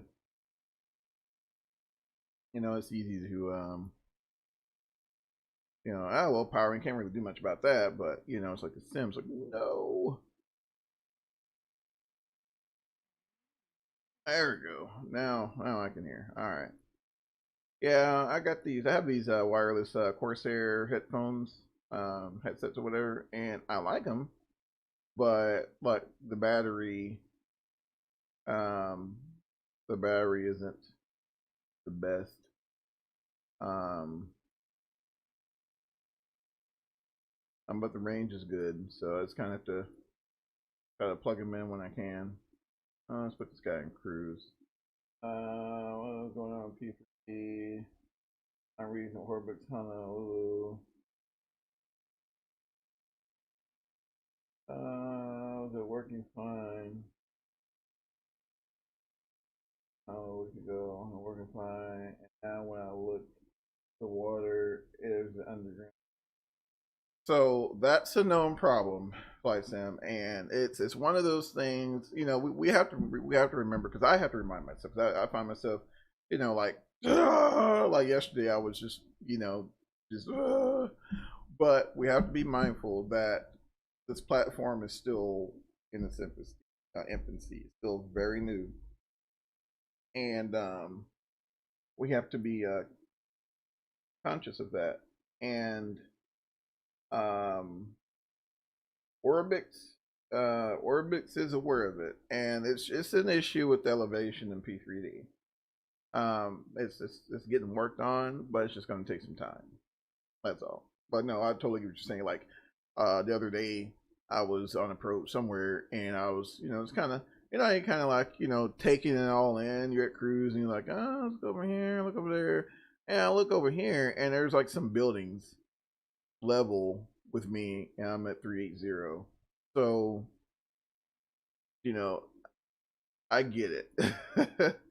I get it. It's a little frustrating, but you know, and I've said this before. I'm still surprised at the fact that developers are responding so quickly to this platform as they are. It's still in development. It's been developed like 3. Well, think about X-Plane. Think about X-Plane. Yeah, it's been X-Plane 7, X-Plane 8. You know, it's they're still in continuous development, but this is a different engine as well. Now, am I defending it? No. Could they probably extended the beta out a little bit? Yes, but then you know we will have complained about that. But what I'm saying is, it's just you know, and because I do it myself, you know, especially, and like I said, I get on these. I don't do longer flights often, but when I do, I'd like for them to work. And I'll get on a longer flight, and if something crazy happens, and I'm like, oh, you know, freaking out. But at the same time, you know, this is a completely different engine. So airport, I was like 500 feet, and it slammed to the ground. That's happened to me. That's happened to me. Yep. In fact, rewind back to like 3 or 4 streams ago when I took out the PMDG 747. That was the issue. Till I retire as a pilot for 50 years. Man, yeah. But I mean, but at the same time, that's cool though. No, that's at the same time, that's cool. You know, that's, you know, because I'm going to tell you why I'm still skeptical about the whole Microsoft Flight thing, because the way they exited, to me, it made a lot of us feel, you know, when they finally pulled out of the flight sim industry for a while, it made a lot of us feel, you know, as if, you know, that was the end and that was it. And then, you know, but yet we, you know, continue to thrive with what we had, especially, you know, like I said, shout out to X-Plane, because X-Plane stepped up, and a lot of us that's when, you know, a lot of us, oh, good Lord. The 747, yeah, it was like that, but I was 500 feet. Gotcha, man, that's weird. But you know, and you know, the community continued to thrive, and all of a sudden, it was like, then they come back out of nowhere, right? Out of nowhere. This was when they were really pushing the Xbox thing really hard, and Microsoft Flight. We're like, cool, everybody's like, and a lot of us tried it, and and it was, eh. you know, it's yeah, and they hyped it up then, and ever since then it was just I don't know, I don't know. It's like um, anyone who puts out software or anything like that to further the community, I am all there for it. But you know I'm hoping Microsoft will be here to stay moving forward rather than just like well, this didn't work, let's just disband the whole flight sim team like they did before and go on to something, go on to bigger and better things, like like I don't know. But anyway, um that's what I'm hoping won't be the case. Now, am I hopeful for Microsoft 2020? Absolutely. Absolutely. I'm hoping, when it comes out, well, I get it. Betcha. I'll get it. And, I'm hoping it's that experience everyone, who's playing it, and everyone who they flew out to play it says it is. I hope that's the case. But I'm gonna have to see it for myself. And, I just kinda $150 for an handle doesn't even work properly. Well, it's not so much as the aircraft. It's, and like I said, I'm not defending it, but being in a new platform, it's a different environment that these aircrafts are in. So, they got to be tweaked, they got to be worked on. For example, you hadn't heard anything from FS Labs, right? The guys who do the A319, A320, A321. Why? Because they're in a beta. I think their airplane's in beta right now, and they're taking their time with it to try to get it lined out. So hopefully, by the time we see it, now that's going to be the true test. You're talking about resources. That's going to be the true test. If the FS Labs A3, if they can get that thing dialed in to run as good as like the Mad Dog runs on version 5, it's going to be a sight to behold. I'm going to share a couple of crashing. Oh my gosh, that's horrible. That's horrible. But yeah, if they can pull it off,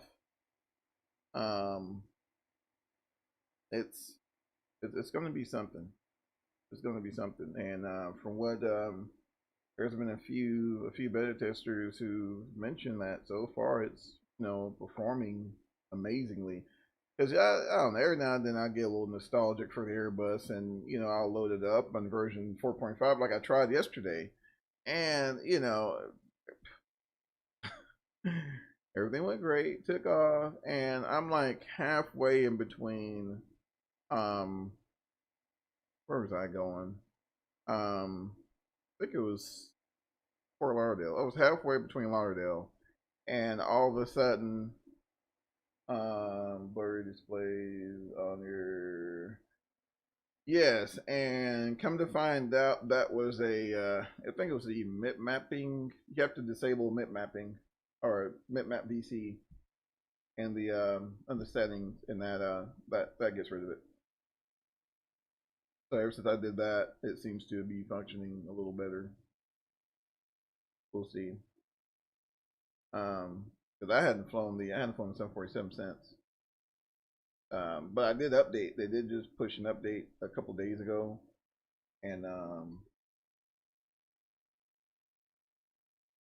I did just push an update. They did just push an update a couple days ago, and it's updated, but I just hadn't tried it out yet. So hopefully, at some point, I'll pull the old girl out and try her again. Adrian files, really? Oh, that probably works too. Yeah, I just happened to Google it, and there everybody was mentioning, yeah, I just um turn off map VC or something like that, and that's why I did that. I did that, and it worked. Oh, well, I think you can go into your Orbix, go into your oh, what's that thing called they use? Um, excuse me. Go into your Orbix manager or whatever, and re-verify files and see if that doesn't line it out for you. I haven't had that particular issue, but I had something something like it, and that's why I ended up. Whew. All right, so looks like still about 332 miles to go. Double check here and see where we are at. Let's go. All right, live map 2.0.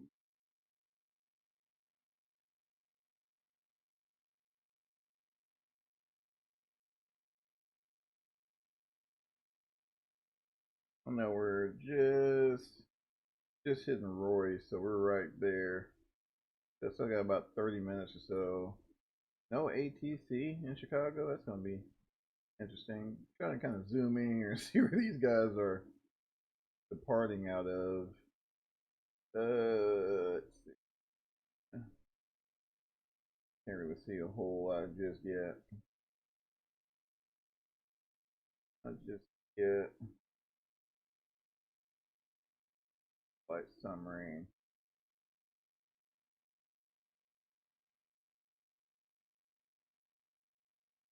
I don't want to break anything. Let's put that back up so I don't want to break it. So we'll let's see here. Let's go to four. Oh, Navigraph, you're killing me. On. Boop.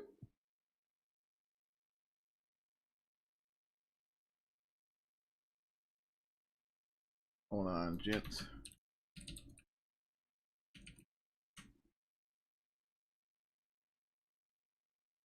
There we go. All right, and there we go. Let's see. All right, now where were we? We're Chicago. Let's see, arrival. Vic 4. All right, so let's see. Where is this putting us? So we either come down to pink. Hopefully, if it's consistent, then come off of pink and set ourselves up for 2-2 right or Kuso there and go.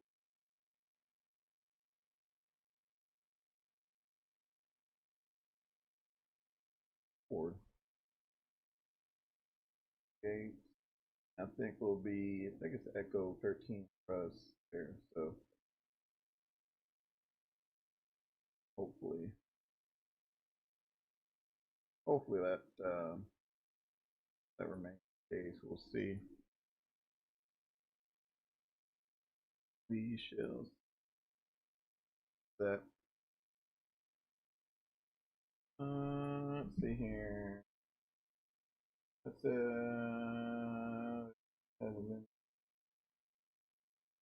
oh,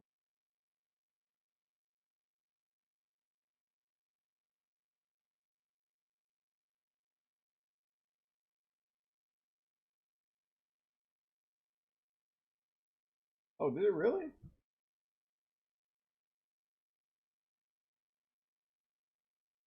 Did it really?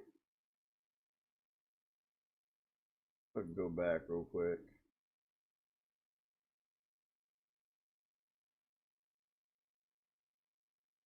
Let's go back.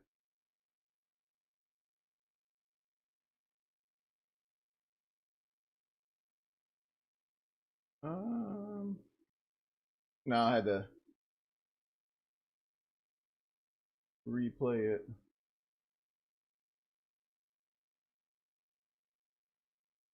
If not, I can go in and edit it out, so it won't be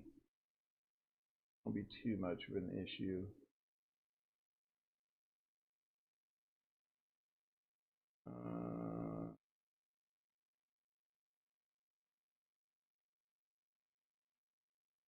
I hate when it does that too. It's like you're signed in for a certain period of time and then it times out.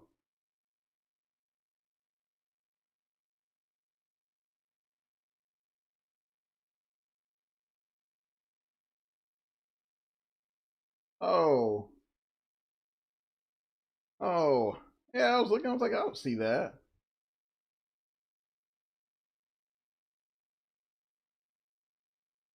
Oh my gosh, got me all wound up for nothing. Look at you. Man, I was like, whew. But yeah, I would have just changed it. Alright. It's called the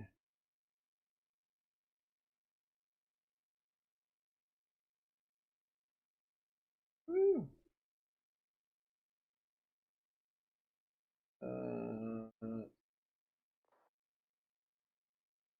Coordinate traffic. All right, back for so they're ILS 10. Really?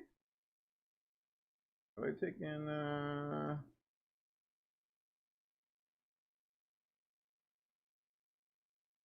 What's the weather now?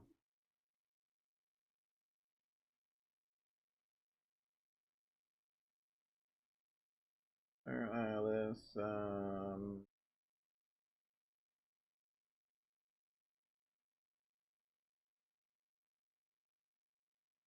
10 left.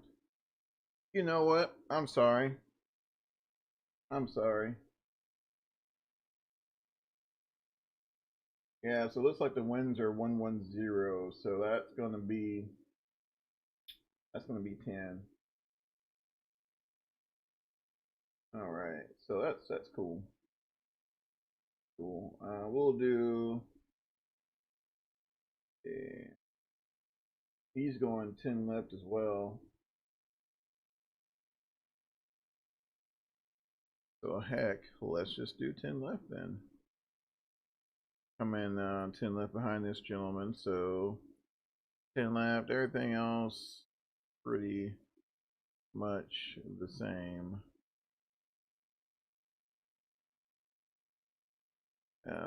Back 4, and then there we go. Yeah, everything's pretty much the same, so we can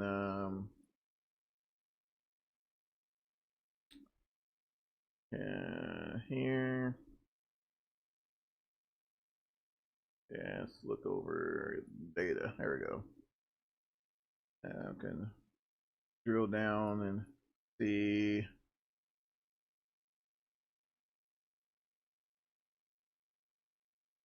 All right. And vectors. So yeah, we're getting pretty close. We'll probably descend via the SID as well. So I'll pull up the chart here shortly.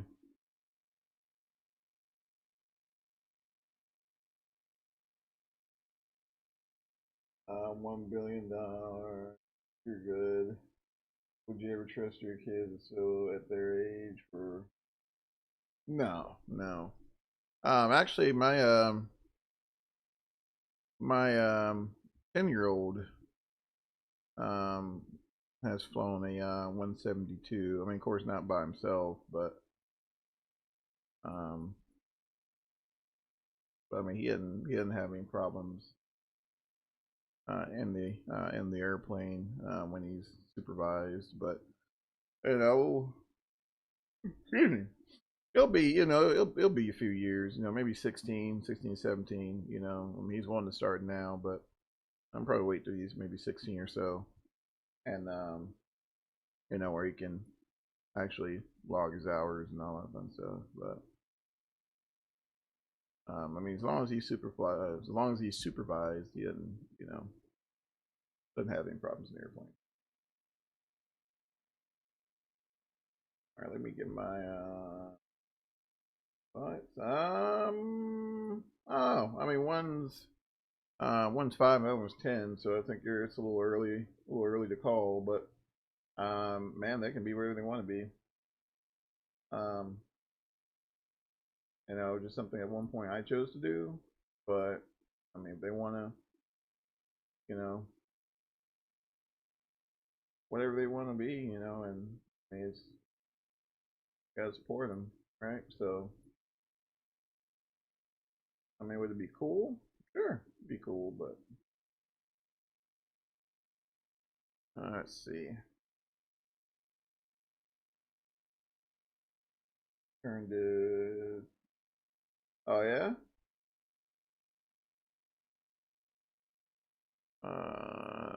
Rocco.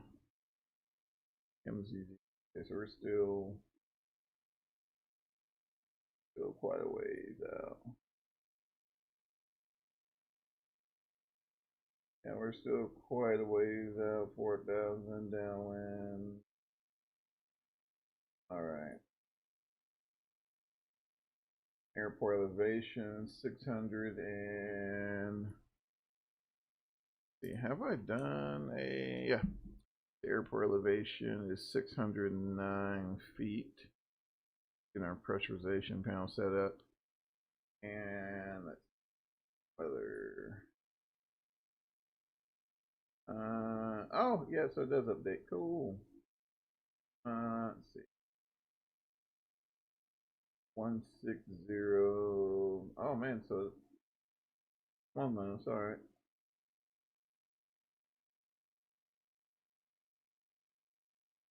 Have a car. Didn't have it. Holy smokes. What? That's crazy.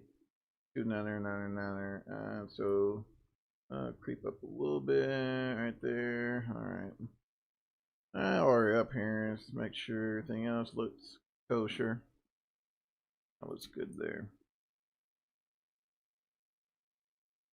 Let's see.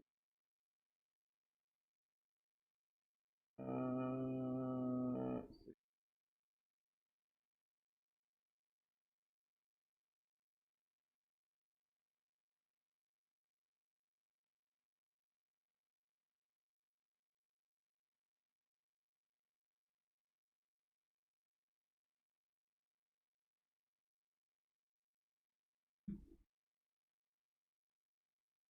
Look at this approach.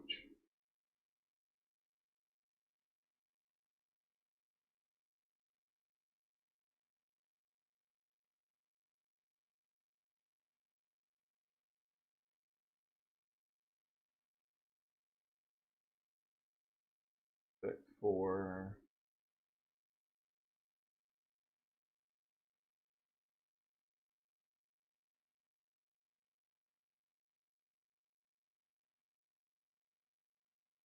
Trying to look and see.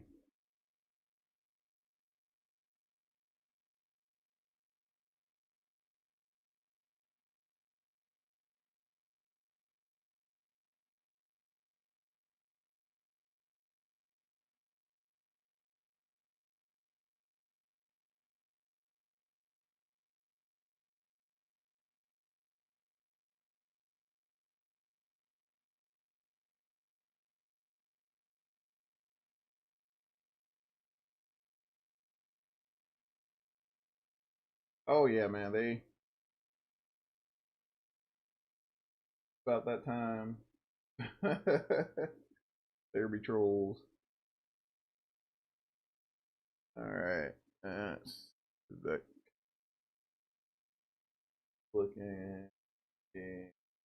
No restrictions there. Go alert class.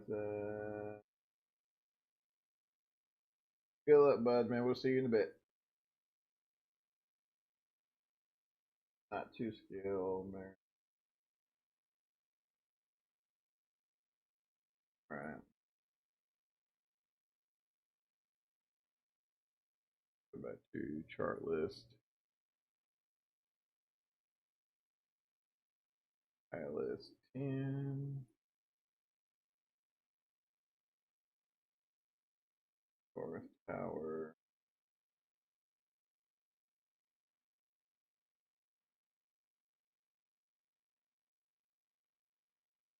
There is DME. Just out of curiosity. Let's see. So we got a ADF. Just out of sheer curiosity. Dial in Chicago VOR.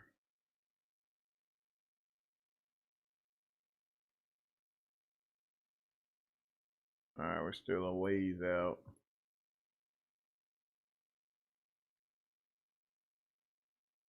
Yeah, we're still.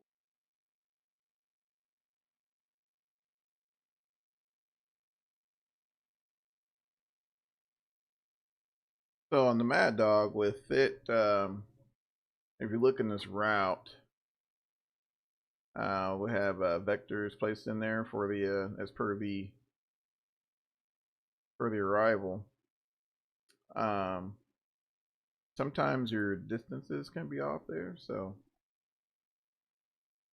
make sure you're aware of that, because if you just base it off a distance on your progress, then sometimes it can be a little short, sometimes it can be a little long. Excuse me. All right.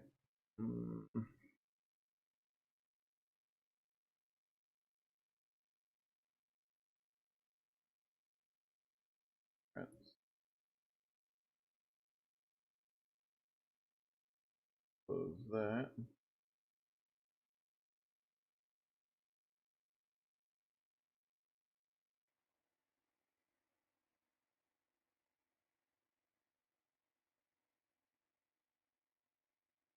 So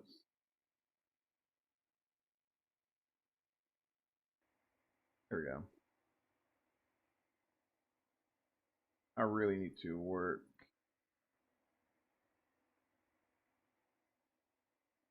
Really need. I want to try to do another review here.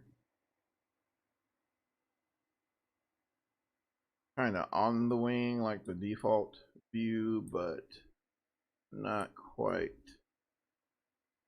on the inside there. Come out a little bit. There we go. There we go. Let's see.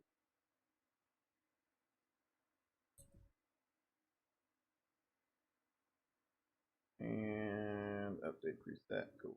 That's what I wanted to do. This whole trip. That's what I wanted to do. All right. Quit dilly dallying here and get my arrival out. Click 4. Let's see. So we just crossed Nyland, I think. Nyland, something like that. Cross Nyland.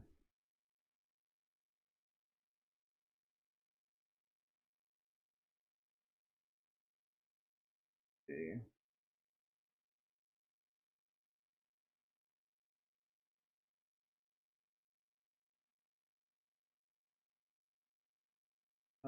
Just kind of double checking here. Briefing arrival. So now, knowing what we know, let's see. I'll show you guys as well, so we kind of have an idea of what's in store. So we're right here. So we'll just continue, and then we'll just catch that right down when they're come off the possum, but we'll probably jump into heading mode, so around here. around 4,000. They will set up for base to final for runway 10 as right now. So, and let's see weather. Weather, we're still at 160 at 12. All right, and then we'll also pull it from actual airport and stuff through ASOS, I guess. That's case it out. All right.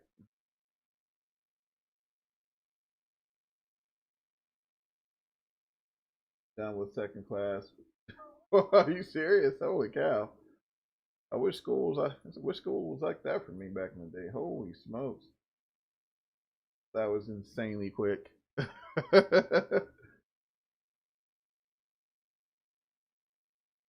That was insanely quick.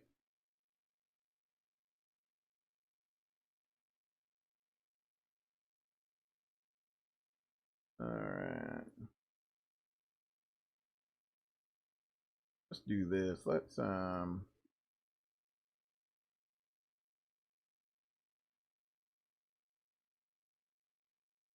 what happens when I do this, because play. Let's see. Where is it? Wait. Execute.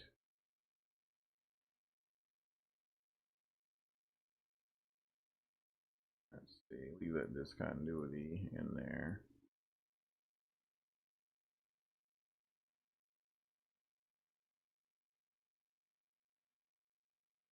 All right.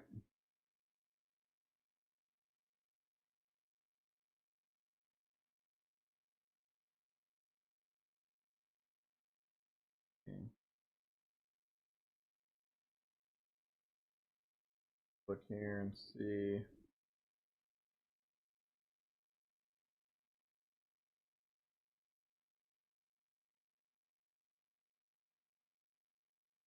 Zero.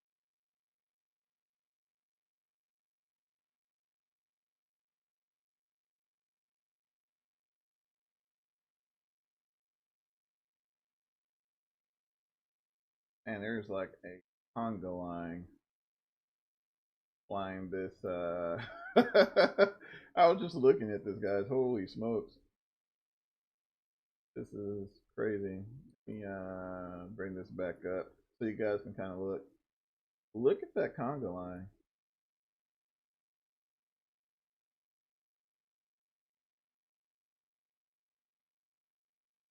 Just kind of following the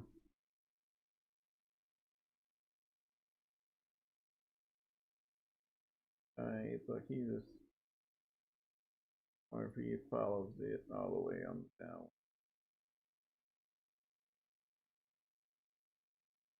But yeah, they're still favoring 10. You can kind of see there.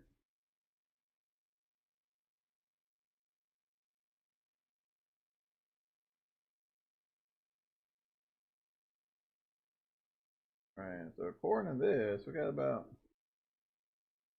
5 long at all. 2 minutes here.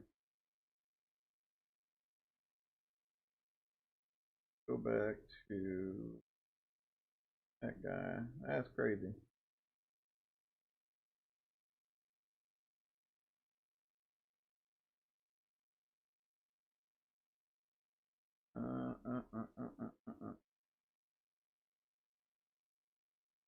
Bye. And get that guy back up.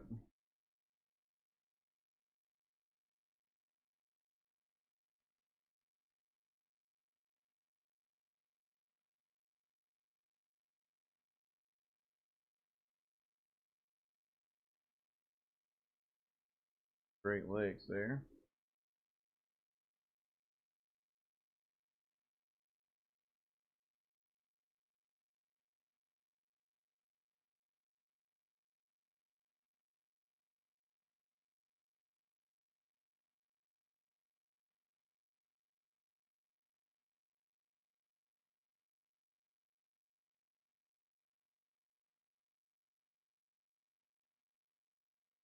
Yeah. seeing what we're dealing with.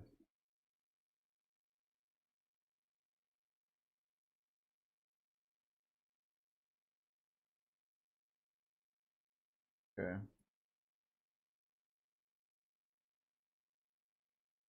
All right. Cool. So we got an idea what we're gonna do at least.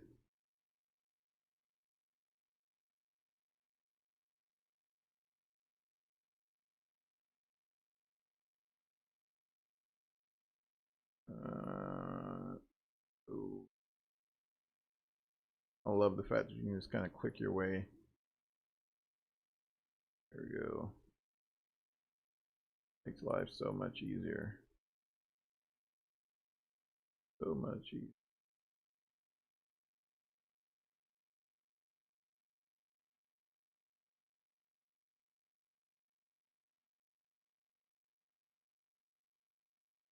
I'm just looking at the approach now.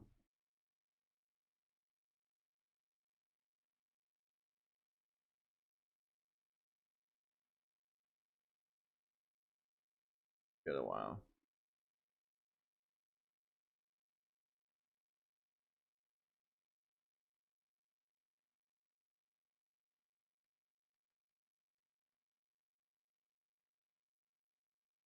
All right, so far, as far as this whole chase plane project I've been dealing with for the past forever, I got the majority of my presets together.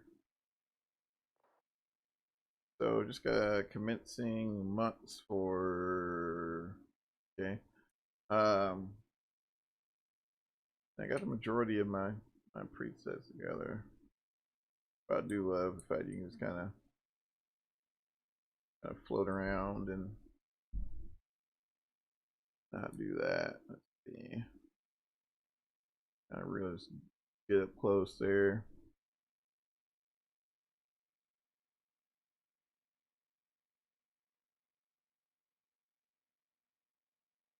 I mean, so just think about trying to climb in this thing, especially if you're a, you know, bigger guy like myself. I'm sure a lot of you won't have any problems. But I mean, you know, you come into the flight deck door and basically you're in the flight deck. So, I mean, it's literally stepping over.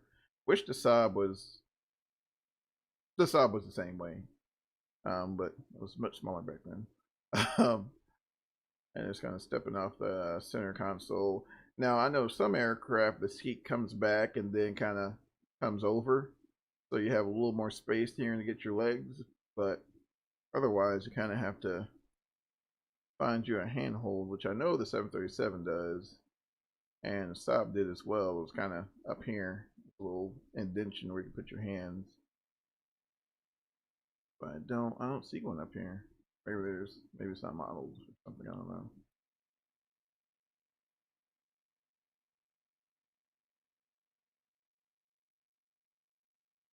We're over here. While I'm at it, let's go ahead and put in the ILS frequency for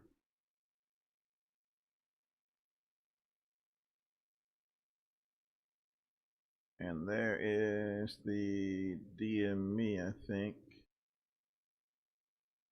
Or is that something else? No, it's something else. Pretty sure that was let me go back here.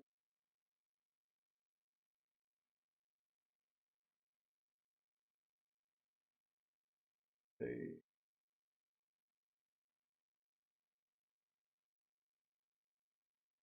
Oh, that's why we're not picking it. Not high altitude VOR. But we wouldn't get that yet. Alright, let's see. Go 111.10.093. 093 on the course.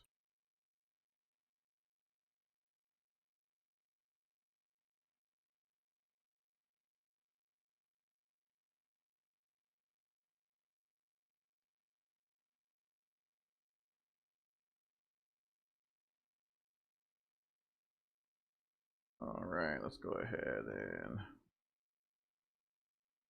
Start that descent.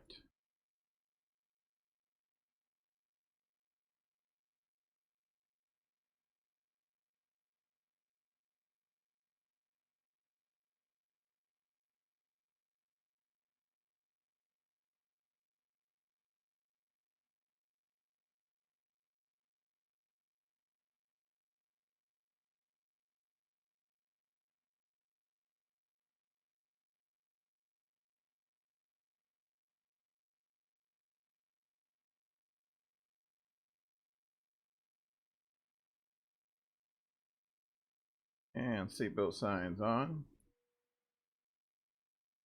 And what I'm doing, I'm kind of dragging this out. And the reason being is because we got a bunch of traffic.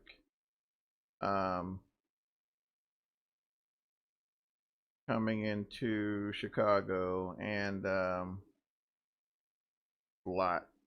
So I'm probably going to run that extended downwind and do that because there's a lot going on in Chicago right now. Let me double check and make sure. All right, there's really no controllers on at all. All right, let's go ahead and jump on the PA and let's get the cabin buttoned up and get ourselves set up this approach.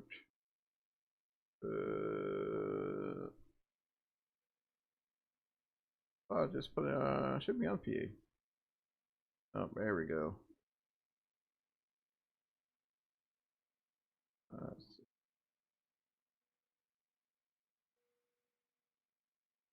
Yeah, everything else is good.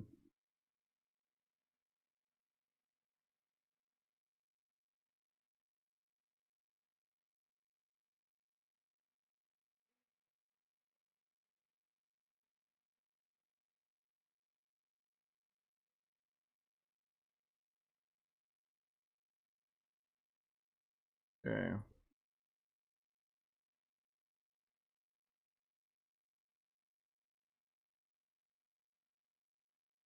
Let's see.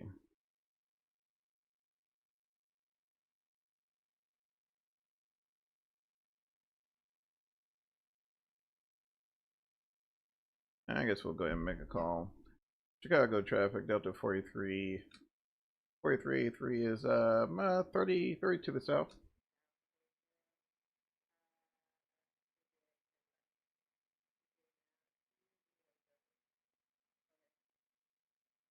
All right, now you're done. Gotcha.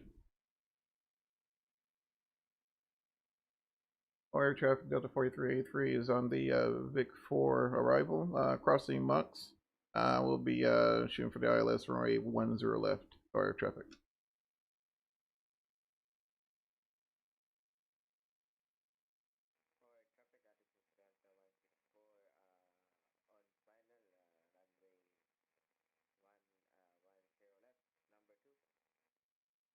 Okay. Let's make some adjustments here. Let me go. Should change that up. Let's go normal.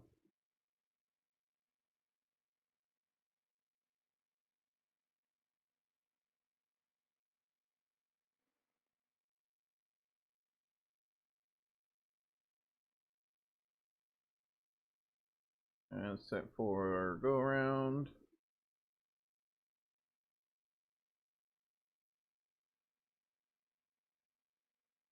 Vertical speed. And we'll set up for, we'll go ahead and drop it to 240, which I know we won't make that just yet, but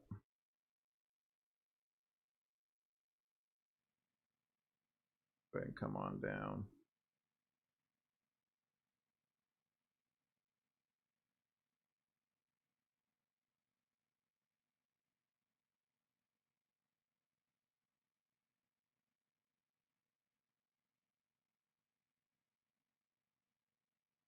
And we'll go ahead and set up for 9,000 there.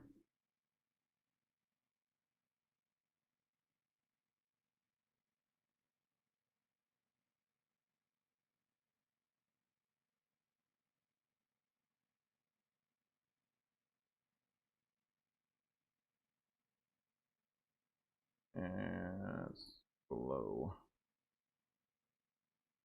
range a little bit.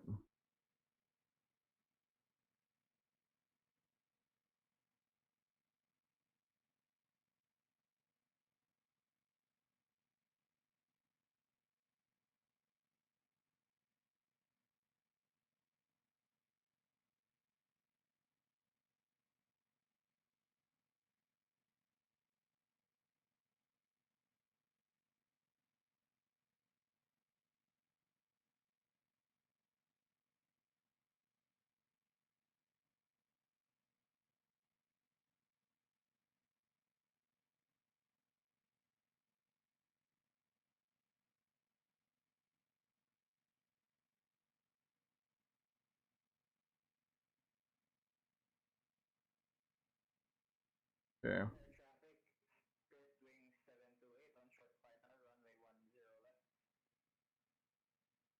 Gotcha.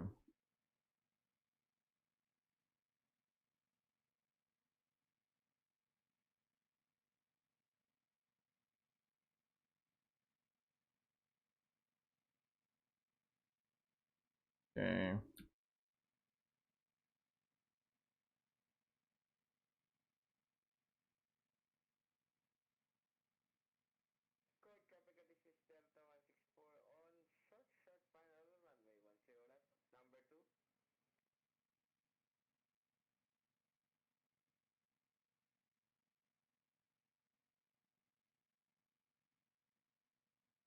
Nope.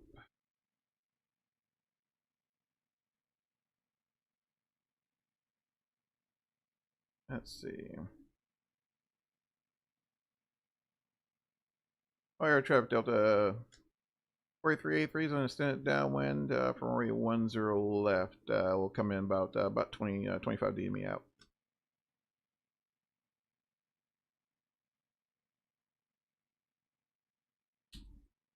Okay. There's 17,000 there.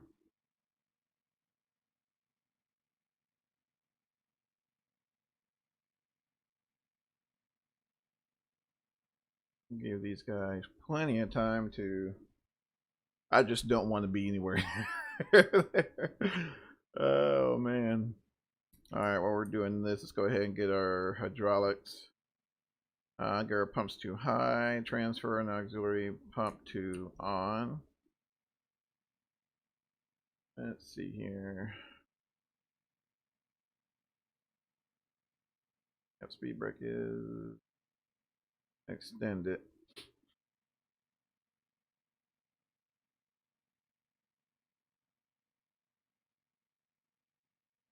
Something I love about the MD-88, you can,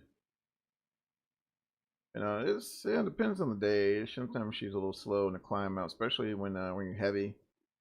But gotta get down. You definitely has no problems in getting down there. So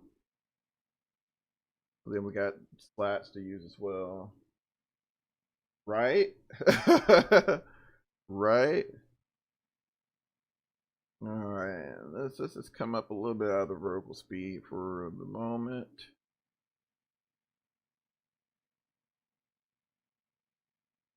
A little bumpy there. I'm gonna give myself a little bit of a berth here. Make this turn. I knew that was gonna happen. Man, she's doing great. She's doing great. I extended the downwind out quite a bit because these guys, man, they're not, yeah. But so I extended my downwind out quite a bit, and so I had to come in with a little extra altitude. But so far, she's the Mad Dog is performing admirably. Oh man, how cool is that? All right. We'll come out the speed brakes there.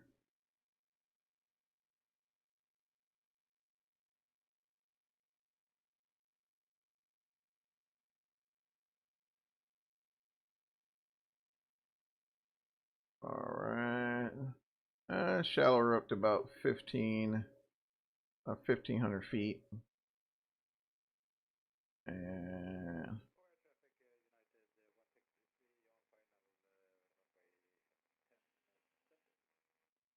okay.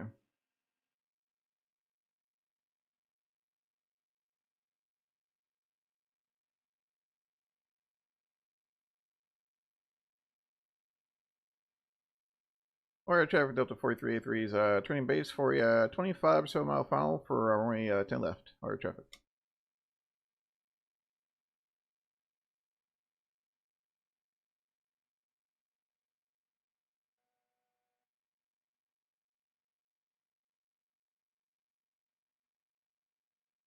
Cool.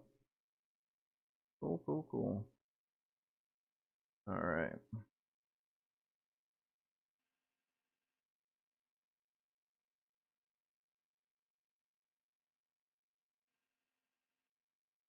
Alright, let's go direct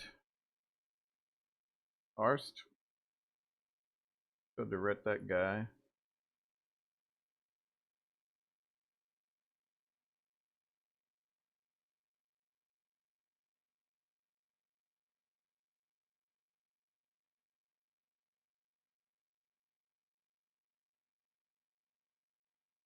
Oh my gosh, I'm not saying that.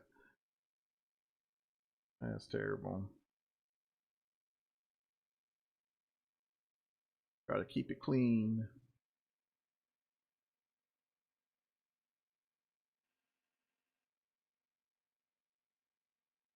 All right.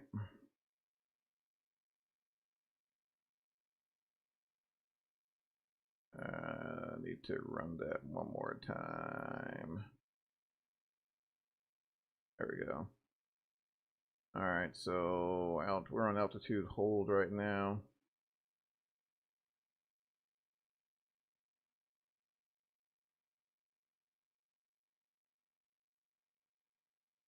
It may give me a low speed warning. That's okay. Alright, let's set up for reserve Pratt. About 5,000. Alright.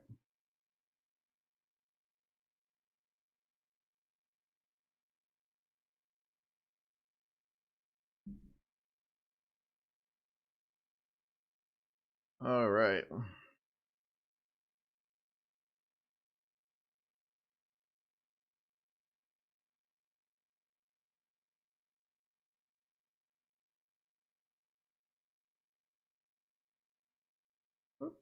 And landing lights are on.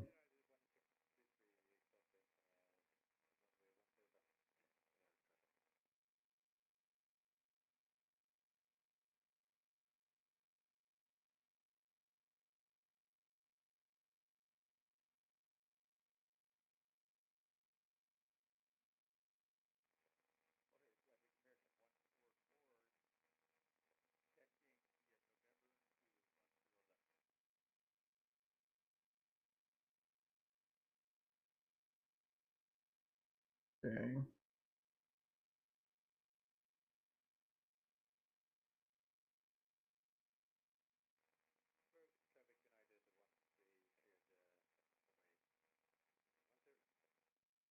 Good grief.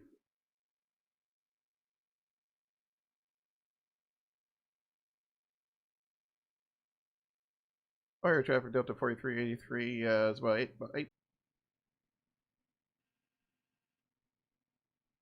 Holy cow, guys. So we lost it again.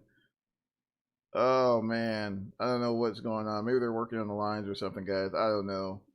Or maybe I just need to go to bed. But we're still on this approach. We're still flying it. Oh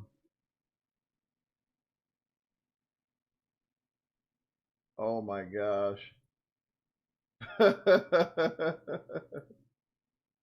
Oh my gosh.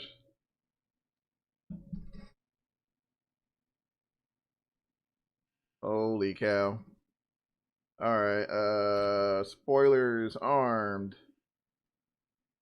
some tomfoolery. And yeah, so we're not gonna worry about that. And we'll just fly the airplane.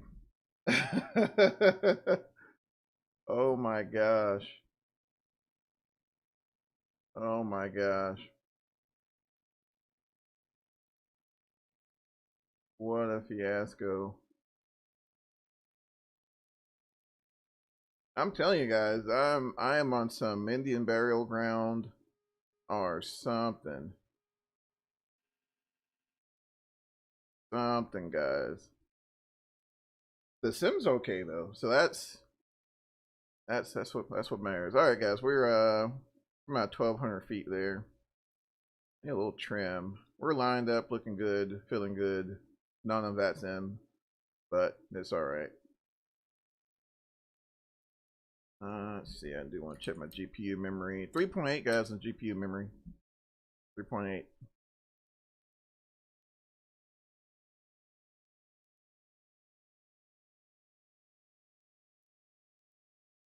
I need to come up a little bit.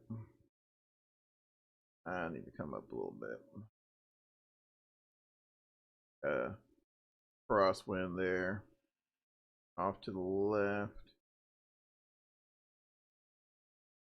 Make him over. On our right side. 3 out of the south. We'll keep that crab in though. That crab in. I'll kick that rudder over a little more.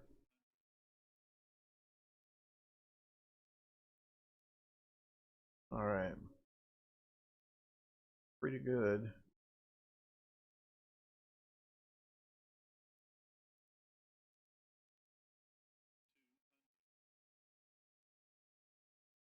Let's see.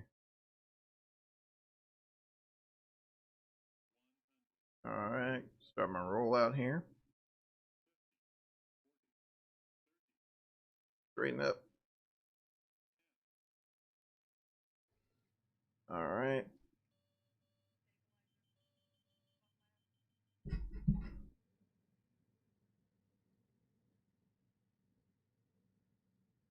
No reverse. No reverse. There we go. Good job. Well, F2 there. I'm on the brakes, guys. I'm on the brakes, which burn up quite a bit of runway for nothing.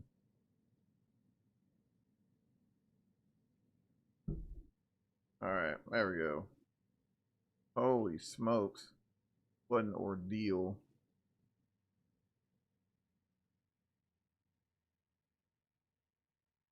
All right, we'll take this exit here. We made it, by God. We made it. Oh my gosh. I didn't think it was going to happen, but we made it. There's no way. Oh my gosh. There's no way. All right, where are we at? Where are we at? All right, so we need to. We'll take this guy over here. Get the airplane cleaned up. Insane.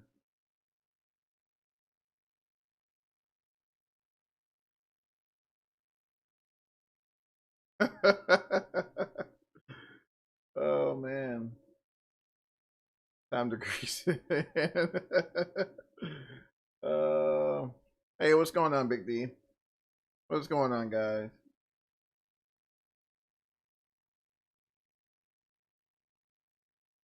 I think this stream crashed. Yeah, man, we had some. I don't know if you guys just noticed earlier. We lost. I lost power again. We are getting some bad weather in the area, so maybe that's it. I don't know. But shout out to APC for keeping the dream alive, right? Holy smokes. Oh my gosh. What an ordeal. So yeah, I lost my modem, lost my router. Looks like a good landing. Yeah, man, appreciate it. Definitely appreciate it. Had about 9 knot crosswind out of the south, but I mean, it wasn't too bad for this old girl. Wasn't too bad at all. So, guys, we are at Chicago X Scenery, I think, or whatever that's called. From I'm gonna mess it up. Dreadski Design. Did I mess that up? I don't know. GPU memory at 4.7. So, FYI, 4.7. Let's do this. It's kind of meandering over.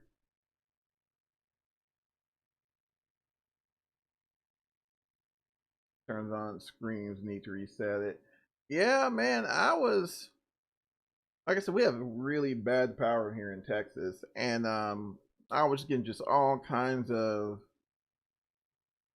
let's see, the Fly Live plugin, FPM.